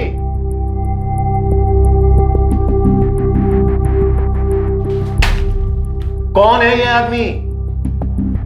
ये आदमी गन पे साइलेंसर लगाकर सीधा अंदर आता है, वो भी उस वक्त जब तुम लोग वर्दी में तैनात थे। बोलो, कौन है ये? ये आदमी सीधा हॉस्पिटल में आता है, उदय चौहान को गोली मारकर निकल जाता है। इत्तेफाक नहीं हो सकता ये। इसे पता था कि उदय चौहान कहां पर है। ये बड़े आराम से अंदर आया, अपना काम करके निकल गया। क्यों? क्योंकि तुम लोग अपना काम ठीक से नहीं कर रहे थे। तुम लोगों ने मौका दिया इसे ये सब करने का। क्या तुम्हारी बहन गायत्री जानती थी कि तुम्हारे पति को किडनी स्टोन हुआ है और उसे हॉस्पिटल में भर्ती कराया गया है? मैं और मेरी बहन ज्यादा बात नहीं करते। पिछले 2 सालों में तो मुश्किल से हमारी बात हुई होगी, इसीलिए मैं नहीं जानती कि उसे पता था भी या नहीं। जब तुम्हारे पति हॉस्पिटल में भर्ती थे तो मुझसे मिलने गई होगी। क्या उसने कभी धमकी या किसी खतरे का जिक्र किया? इसे देखो, यह आदमी हॉस्पिटल में सिर्फ तुम्हारे पति को मारने के लिए गया था। पिछले 2 सालों में मैं जब भी उनसे मिली हूँ, उन्होंने सिर्फ हमारे बेटे राहुल के बारे में बात की, उसके बारे में पूछा। मेरे पति को अपने किए पर पछतावा था। प्रतिभा, राहुल की पढ़ाई तो ठीक चल रही है ना? वो स्कूल तो जा रहा है ना? हाँ, सब ठीक है। अभी राहुल की चिंता मत कीजिए। और वो डॉक्टर क्या बोल रहा है, ये पत्थर निकल तो जाएगा ना? हाँ, उन्होंने कहा है कि कल ऑपरेशन के बाद निकल जाएगा। और वो वकील क्या बोल रहा है? पिछले 2 साल से ऐसे ही चल रहा है प्रतिभा, कुछ भी नहीं हुआ अभी तक। बोल रहे थे कि पूरी कोशिश करेंगे, लेकिन मर्डर का आरोप तो लगेगा ही। इस बीच में अपनी बहन से 1-2 बार मिली, उसके आगे हाथ फैलाए ताकि वो हमारी मदद करे। मदद करे तुम्हारे पति को बचाने में? जी मैडम, मेरे पति कोई खूनी नहीं थे, उनसे गलती हुई, लेकिन उन्होंने जानबूझकर कुछ नहीं किया, वो तो बस एक एक्सीडेंट था। भाभी, अगर आपने उदय चौहान के हक में एक शब्द भी और कहा ना, तो मैं उसे चैन की नींद सोने नहीं दूंगा। तुम अच्छी तरह से जानते हो सुशील, तुम्हारा भाई अपने साथ साथ मेरी बहन की जिंदगी भी बर्बाद कर रहा था। अरे केतन भैया के मरने के बाद आप चाहे जो कह लो प्रतिभा जी, पर मरा मेरा भाई है, और पूरा बेनिया गांव जानता है कि आपके पति का यहाँ इस घर में काफी आना लगा रहता था। चुप करो सुशील। अभी अगर आप मुझे चुप करा रही हैं तो इसका ये मतलब है कि आप उदय की तरफदारी कर रही हैं, और अगर आपने कोर्ट में ये कहा कि उसका इरादा भैया को मारने का नहीं था, तो अंजाम अच्छा नहीं होगा। वो तुम्हारे भाई को नहीं मारना चाहते थे, केतन खुद आया था चाकू लेकर। और गायत्री, तुम खुद गई थी ना उनसे मदद मांगने? मदद मांगने गई थी जिया जी से, केतन को मारने को नहीं कहा था उनसे। उदय ने केतन का खून नहीं किया है, वो एक हादसा था, और ये तुम अच्छी तरह जानती। प्रतिभा, साफ साफ बताओ, क्या तुम्हारी बहन उदय से बदला लेना चाहती थी? मुझे मेरी बहन पे तो कोई शक नहीं है, लेकिन वो सुशील, मुझे यकीन है ये सब कुछ उसी ने किया है। मेरे पति तो सिर्फ मेरी बहन की शादी बचाने की कोशिश कर रहे थे, लेकिन वो सुशील, उसी ने मेरे पति को मारा है। सर, जो एक सीसीटीवी काम कर रहा था उसमें कुछ मिला। क्या मिला गुप्ता? सर, मर्डर से 4 दिन पहले 6 और 7 जून को 2 लोग हॉस्पिटल में आते जाते दिखे हैं। सर, सेंट्रल जेल के कांस्टेबल चंदर, जो उस दिन हॉस्पिटल में मौजूद था, उसने हमें बताया कि ये दोनों भी हिस्ट्री शीटर्स हैं, और ये दोनों भी उसी सेंट्रल जेल में कैदी थे जहां ये उदय चौहान था।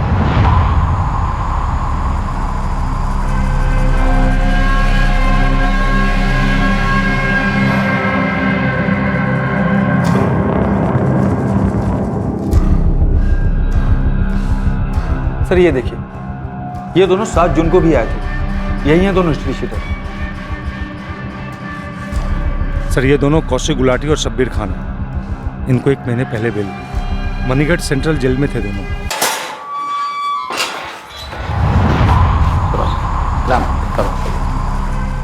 उदय भाई, चलते हैं फिर हम लोग, मिलेंगे फिर कभी। चलते हैं, हमारा आना जाना तो लगा ही रहता है। कौशिक गुलाटी और शब्बीर खान हॉस्पिटल में उदय से मिलने आए थे? सर, ये तो पता नहीं कि उदय से मिलने आए थे या नहीं, पर ये दोनों बेल पर बाहर हैं और सुपारी उठाते हैं। इनकी लंबी हिस्ट्री है सर, मैं जानता हूँ, प्रोफेशनल है। ये सुपारी उठाते हैं। ये दोनों हॉस्पिटल टारगेट की पोजीशन जानने ही आए होंगे। और हॉस्पिटल के सारे सीसीटीवी कैमरा खराब है, इस बात का अंदाजा था इन्हें। उस्मान, ये दोनों कौशिक गुलाटी और शब्बीर खान दोनों मुझे किसी भी कीमत पे चाहिए, जिस भी बिल में हो खोद के निकाल। जी sir. Right inspector. Kaushik Gulati और शब्बीर खान दोनों ही मई के महीने में बेल पर बाहर आए थे, 17 मई को। दोनों ही 12 नंबर बैरक में थे, सेल नंबर 3 में, और किशन मिश्रा भी उन्हीं के साथ था। किशन मिश्रा? जी। ये भी हॉस्पिटल में एडमिट था, मिल चुका हूं मैं इससे। पैर फ्रैक्चर था इसका, राइट? Right inspector. बाथरूम के पास फिसल जाने से उसके पैर में फ्रैक्चर हो गया था। वो इस वक्त जेल में है? जी इंस्पेक्टर। दरअसल जितने भी लोग अंडर ट्रायल पर थे, जिनका हॉस्पिटल में ट्रीटमेंट चल रहा था, उन सब ने डिस्चार्ज ले लिया। इस शूट आउट के बाद सभी लोग बुरी तरह से घबराए हुए हैं। पता नहीं कब किसके साथ ऐसा हो गया। मैं इस किशन मिश्रा से मिलना चाहूंगा, वैसे भी बहुत अकड़ दिखा रहा था। ये इस प्लान का हिस्सा हो सकता है। इसे पता होगा कि कौशिक गुलाटी और शब्बीर खान के बीच क्या खिचड़ी पकड़ी। अरे धक्का मारना है, जो करना है कर लो। उदय के मरने से मुझे तो चैन की नींद मिल गई। अब चैन की नींद लॉकअप में लेना सुशील तिवारी। मुझे कोई बात नहीं करनी। बात नहीं करनी? क्यों नहीं करनी? उदय तुम्हारे पति के खून के इल्जाम में अंदर था। तुम्हारा क्या चल रहा था उदय के साथ? ओम, ये पक्का इंटरनल मैटर है। एक कहानी थी जो उदय बता रहा था, पर जो बात सामने आई वो कुछ अलग ही थी। हमारे खबरों ने जो कहानी निकाली वो ये थी कि इस गायत्री के पति केतन ने प्रतिभा पर हाथ डाला।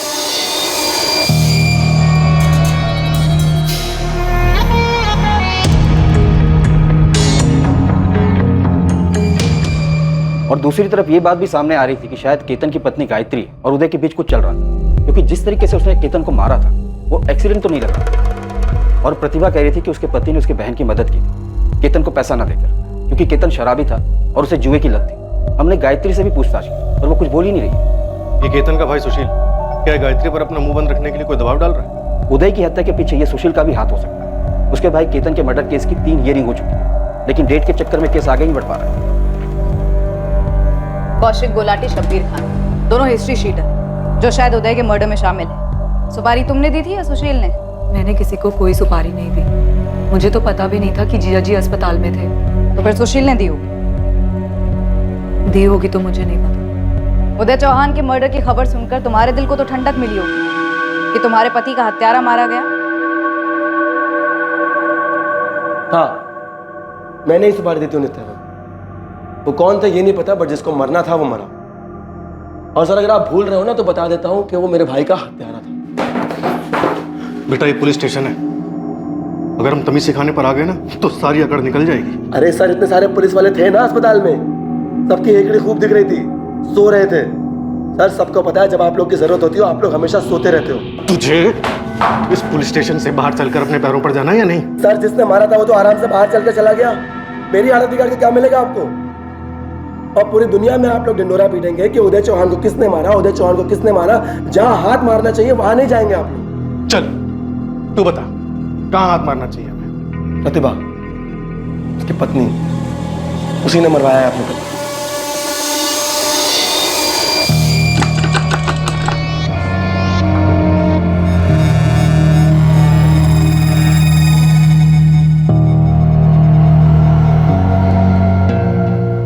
हाँ साहब, अच्छी तरह जानता हूँ इन दोनों को, शबीर और कौशिक।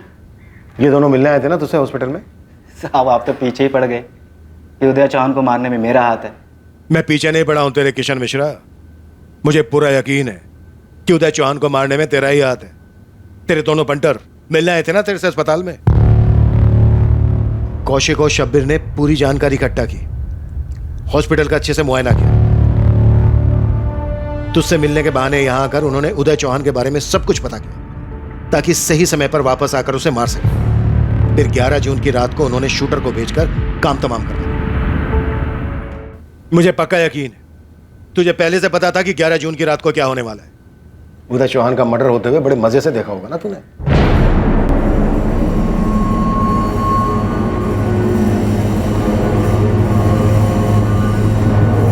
सब कुछ ऐसे ही हुआ था ना? यही प्लान किया ना? अगर ऐसा ही हुआ था और ऐसा ही प्लान किया था तो अब आगे भी बता दीजिए कि मेरा ऐसा करने के पीछे क्या वजह थी। ये मैं नहीं, तू बताएगा। किसके कहने पे मरवाया उदय चौहान को? गायत्री, जिसके पति केतन तिवारी की हत्या की थी उदय चौहान ने, या फिर सुशील तिवारी, केतन तिवारी का छोटा भाई? अब मैं सूर्य के बारे में या इसने किसका खून कब किया, क्यों किया, कुछ नहीं जानता। मेरा इससे कोई लेना देना नहीं। जेल में 1-2 बार बात हुई थी। और एक बात बता दूं, ये काम है रतन का, रतन शिवारे का। कौन है रतन शिवारे?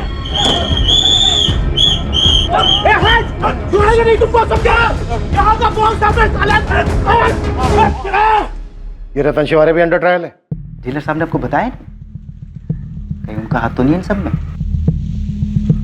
2 हफ्ते पहले लड़ाई होती है, फिर उदय चौहान को चोट लगती है और फिर वो जेल में दर्द से कराता है।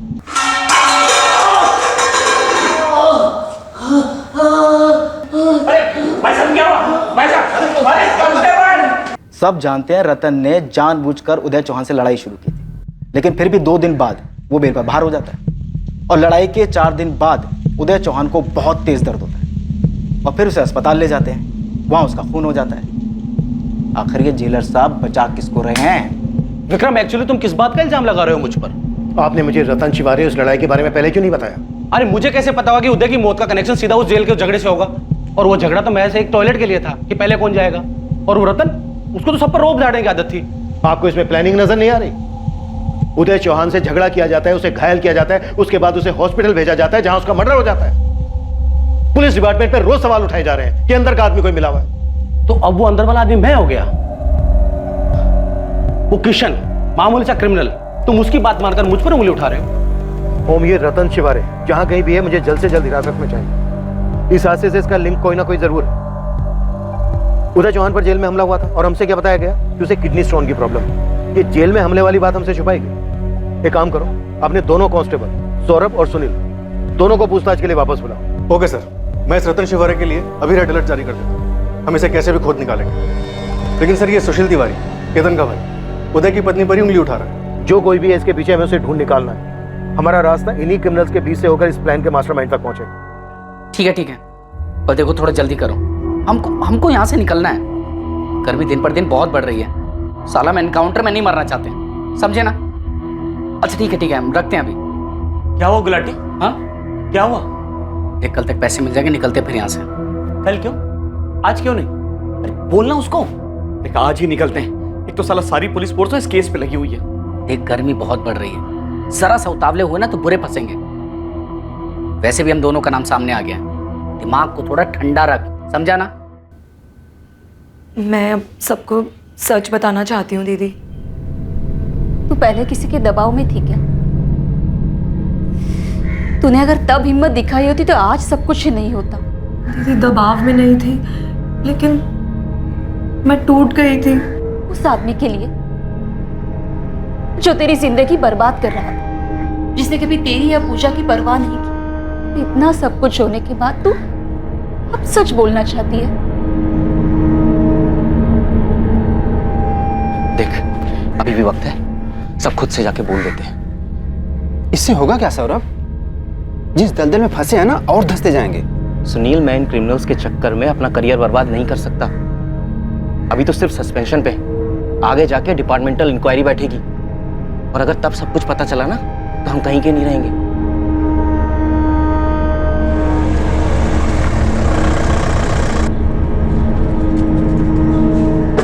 रतन शिवहरे जो अंडर ट्रायल मुजरिम है और फिलहाल बेल पर बाहर था, जिसका जेल में उदय चौहान के साथ झगड़ा हुआ था, पुलिस ने आखिरकार उसे पूछताछ के लिए उठाया।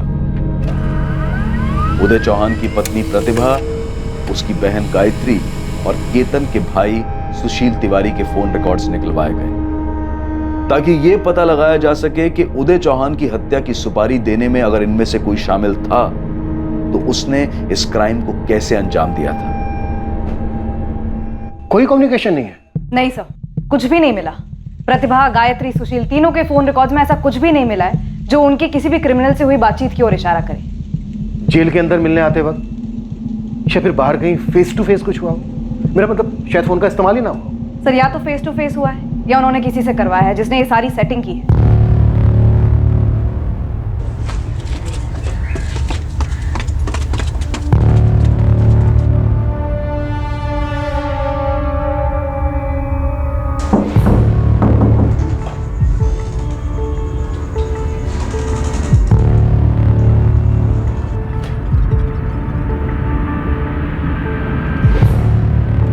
पूरे ना साहब?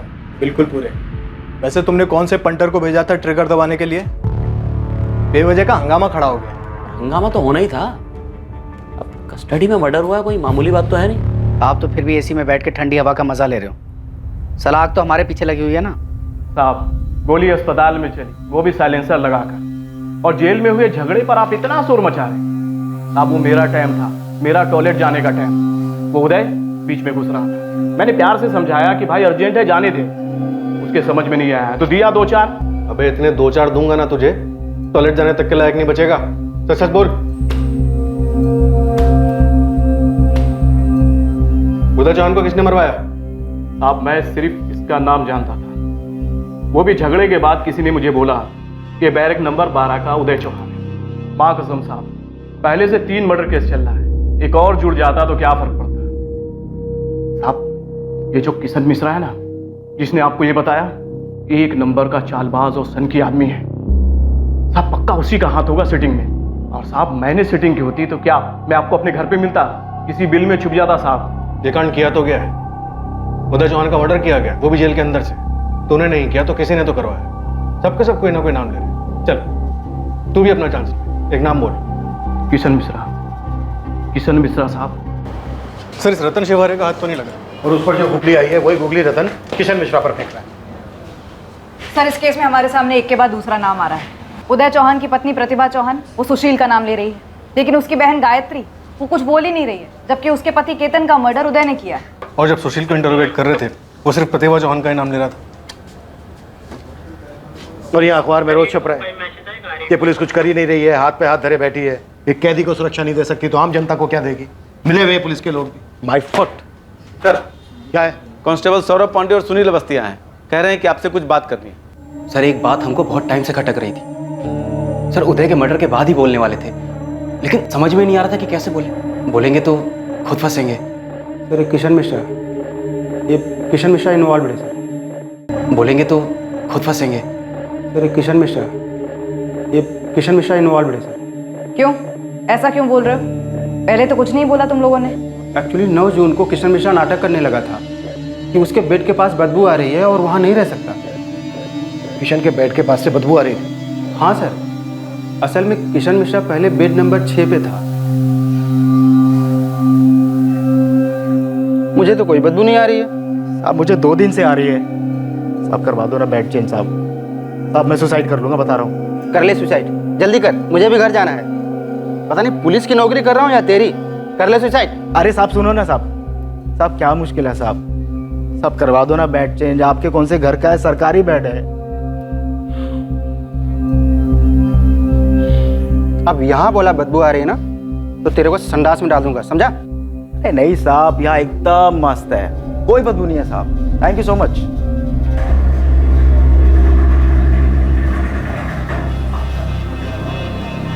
सर 10 तारीख को उदय चौहान का पोस्ट ऑपरेशन चेकअप होने वाला था, तो मैंने सौरभ से बात की और उदय का बेड किशन को अलॉट कर दिया। पोस्ट ऑपरेशन चेकअप के बाद जब उदय वापस वार्ड में आया तो उसे बेड नंबर 6 अलॉट किया, जो पहले किशन का था। सर जब फायरिंग हुई तो हम लोग हिल गए थे, लेकिन बाद में ध्यान में आया कि ये सब किया धरा तो किशन का है। उसने जानबूझ के सारा हंगामा किया था बेड बदलने के लिए, क्योंकि सर 6 नंबर का बेड दरवाजे के बिल्कुल पास था। कर ले सुसाइड। अरे साहब क्या मुश्किल है साहब, यहाँ से अंदर आना और बाहर भागना बिल्कुल आसान था सर। और हाँ सर, ये कौशिक और शबीर, इन दोनों ने ये सारी प्लॉटिंग की होगी सर।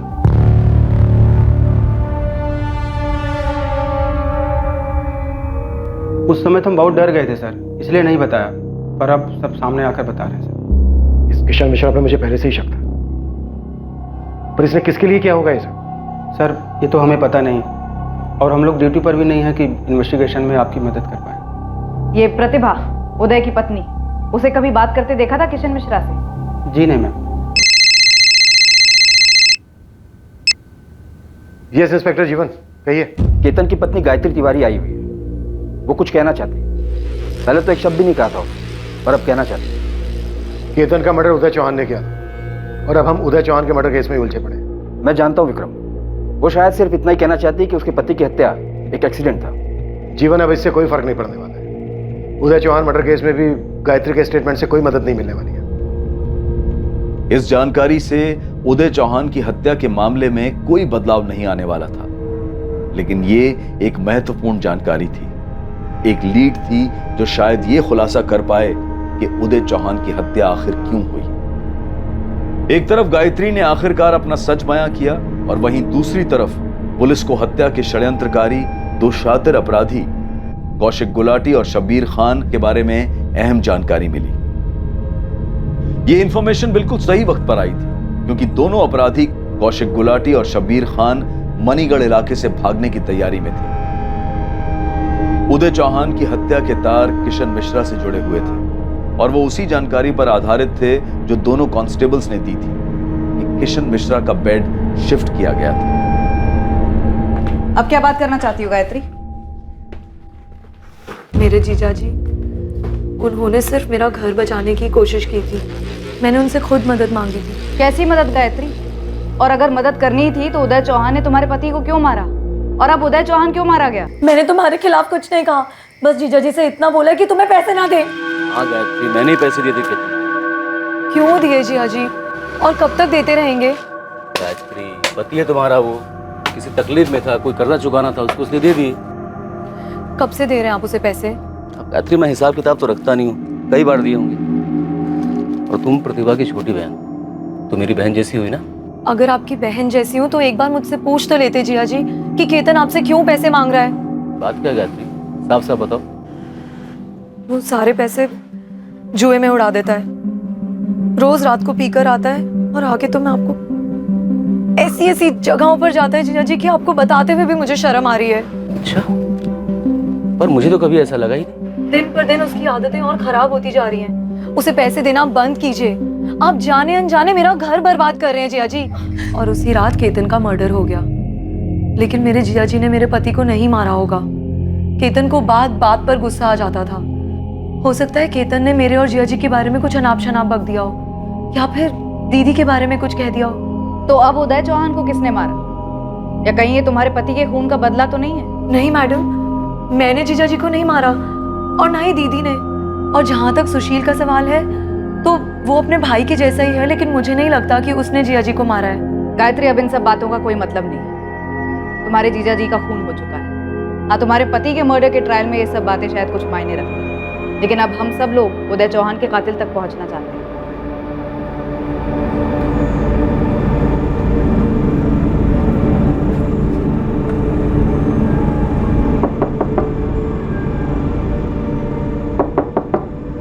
साहब दरवाजा खोलिए, रूम की सफाई करनी है। एक मिनट। क्या हुआ?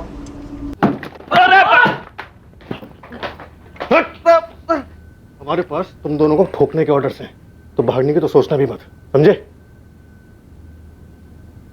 चलो आइए आइए आइए, शब्बीर खान साहब, कौशिक घटक साहब, आइए। क्या बात है, सारे किरदार एक साथ मिलकर कहानी सुनाएंगे तो पिक्चर देखने का मजा ही ट्रिपल ट्रिपल हो जाएगा। थोड़ा नीचे हट। पर क्या है ना, कहानी बोर नहीं होनी चाहिए, एकदम शॉर्ट में सुनो, नहीं तो सालो तुम लोगों को शॉर्ट कर दूंगा। उदय चौहान की हत्या का मकसद इन्वेस्टिगेशन टीम के लिए भी चौंका देने वाला था। सब कुछ जेल के अंदर ही प्लान किया गया था और हत्यारों को इस बात का पूरा यकीन था कि हॉस्पिटल में इस काम को अंजाम देना सबसे आसान होगा। अब बकोगे या फिर पहले पिटोगे और फिर बकोगे? मेरा इस उदय चौहान से कोई लेना देना नहीं था। मैं पहले भी आपको बोल चुका हूं और फिर भी वही बोल। बहुत सुन ली तेरी बकवास, अब और नहीं। हमें पूरा यकीन है इस मर्डर का मास्टरमाइंड तू ही है। तेरे दोनों प्यादे आए थे ना तेरे से मिलने अस्पताल में, वहीं मिलकर ये सब प्लान किया तुम लोगों ने। बोलो कौन है ये? बोलो कौन है ये? मैं पूछ रहा हूं कुछ। अतुल मौर्य। अतुल मौर्य? वो शूटर अतुल मौर्य? हाँ साहब, वही। Ward number 9, bed number 6। रात को काम आसान रहेगा। तुम लोग मुझे सिखाओगे? रोज का काम है मेरा ये। नहीं नहीं, बस बता रहे हैं। रोकड़ा कब, कितना, कैसे मिलेगा? 2 लाख तो नहीं लग रहा मुझे। 1 लाख है। 1 लाख काम होने के बाद। खुद कर लो, मुझे तुम्हारे ये चिल्लर नहीं चाहिए। अरे नहीं नहीं, काम होने के बाद मिलेंगे ना। मैं बैलेंस में काम नहीं करता, काम पूरा होता है लेकिन फुल पेमेंट एडवांस, समझा? मगर हाँ, एक बार काम पकड़ा, पैसे लिए तो काम 100% होता है। तुम लोगों को भी मालूम चल जाएगा, न्यूज़ देख लेना।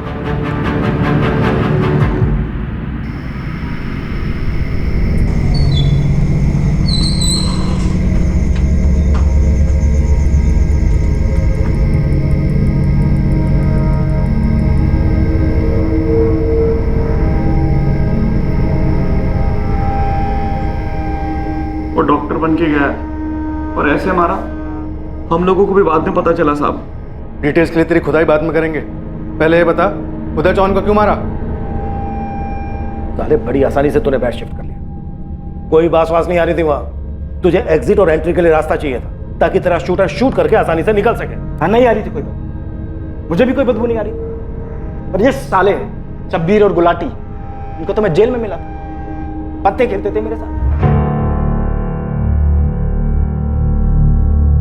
पत्ते खेलते खेलते पता नहीं कौन सी इनकी गहरी दोस्ती अचानक बाहर निकल के आ गई। इनके जेल से निकलने के बाद मेरा पैर टूटा था और ये अस्पताल में आ गया मेरे से मिलने के लिए फलवल लेके। मामला गड़बड़ है, इसकी भनक लगती थी मुझे। हमारी दोस्ती इतनी गहरी भी नहीं थी कि ये मुझसे अस्पताल में मिलने आए।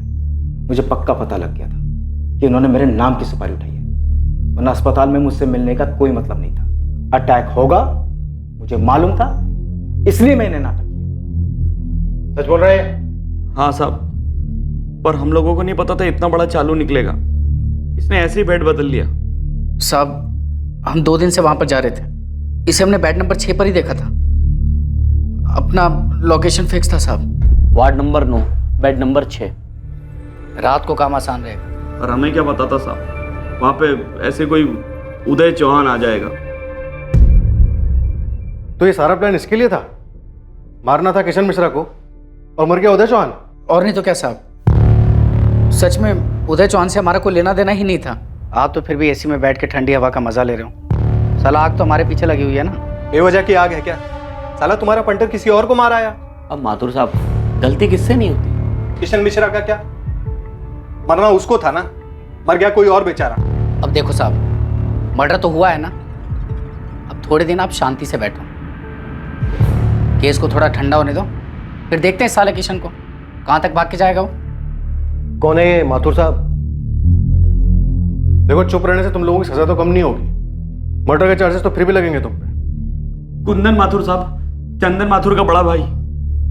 हाँ साहब, उसे अपने छोटे भाई चंदन माथुर के मर्डर का बदला जो लेना था।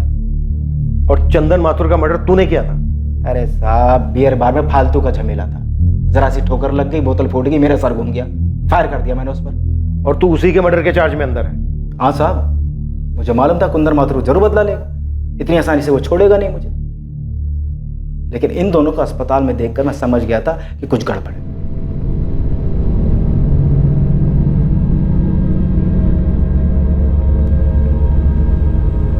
कुंदन माथुर, जो कि एक ज्वेलरी शॉप का मालिक और इस हत्या का मास्टरमाइंड था, उसे पुलिस ने गिरफ्तार कर लिया।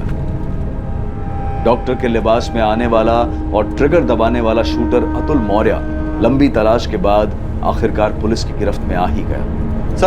सर उसका तो मर्डर हुआ ही नहीं जिसकी मैंने सुपारी दी थी। सर मुझे किस चार्ज में लेके जा रहे हैं? अरे फिक्र मत कर, तुझ पे कोई चार्ज नहीं लगाएंगे। तो सर मेरी गलती क्या है, क्यों लेके जा रहे हैं सर? एक्चुअली हमें किसी दूसरे क्रिमिनल का इनकाउंटर करना था, अब गलती से तुझ पे गोली चलानी पड़ेगी। सर क्या मजाक कर रहे हैं सर?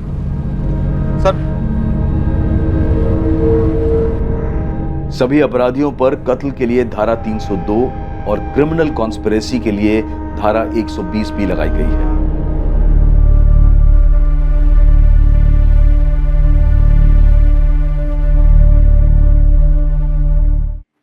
इस हादसे को क्या कहा जाए? क्या दोष गर्दिश में सितारों का था? एक व्यक्ति उदय चौहान, जिसकी दुनिया उसके परिवार के इर्द गिर्द ही घूमती थी। उदय अपनी पत्नी की बहन की मदद करने जाता है और उसके पति से उलझ जाता है, जिसमें उसके हाथों हत्या हो जाती है और ट्रायल के दौरान उदय मारा जाता है, गलती से मारा जाता है, गलत बेड नंबर की वजह से मारा जाता है। लेकिन उदय चौहान की हत्या सिर्फ इसलिए नहीं हुई थी क्योंकि कुछ अपराधी अपना काम करने निकले थे और गलती से किसी को मार बैठे थे। सीसीटीवी कैमरास का काम ना करना, ढीली सुरक्षा व्यवस्था और लापरवाह हॉस्पिटल अनुशासन, किसी भी क्षेत्र में किसी भी व्यक्ति ने जरा सी भी जिम्मेदारी और सतर्कता नहीं दिखाई। लापरवाही की वजह से ही कोई भेस बदल कर अंदर आया और बखूबी एक हत्या करके आसानी से निकल गया। गलती हो गई, छूट गया, आंख लग गई, अब हो गया तो मैं क्या करूं, मानता हूं कि गलती हो गई, अब क्या। ऐसी कई बातें कई ऑफिसेज में बोली जाती हैं और ऐसे बहाने अपनी लापरवाही को छुपाने के लिए दिए जाते हैं। हमें सबसे ऊपर उठकर अपनी गलतियों पर पर्दा ना डालते हुए उन्हें सुधारने के लिए कदम उठाने होंगे। बात गलती करने की नहीं है, बल्कि हर छोटे से छोटे काम के प्रति अपने दृष्टिकोण को सुधारने की है, फिर वो काम चाहे घर का हो या ऑफिस का। गलती करने की गुंजाइश हमेशा रहेगी, ये मनुष्य की प्रवृत्ति है, लेकिन लापरवाही को गलती का नाम नहीं दिया जा सकता है। हम सबको एक कोशिश करनी चाहिए कि ऐसा कभी ना हो। अब मैं अनूप सोनी आपसे विदा लेता हूं, फिर मुलाकात होगी एक और नए केस के साथ। देखते रहें क्राइम पेट्रोल सतर्क, रात 11 बजे सोमवार से शुक्रवार। और याद रखें, क्राइम और आपके बीच में सिर्फ इतना फर्क है कि आप कितने सतर्क हैं। सतर्क रहें, सुरक्षित रहें। जय हिंद। इस तरह के और भी एपिसोड देखने के लिए हमारे चैनल को सब्सक्राइब करें और बेल आइकन दबाना ना भूलें।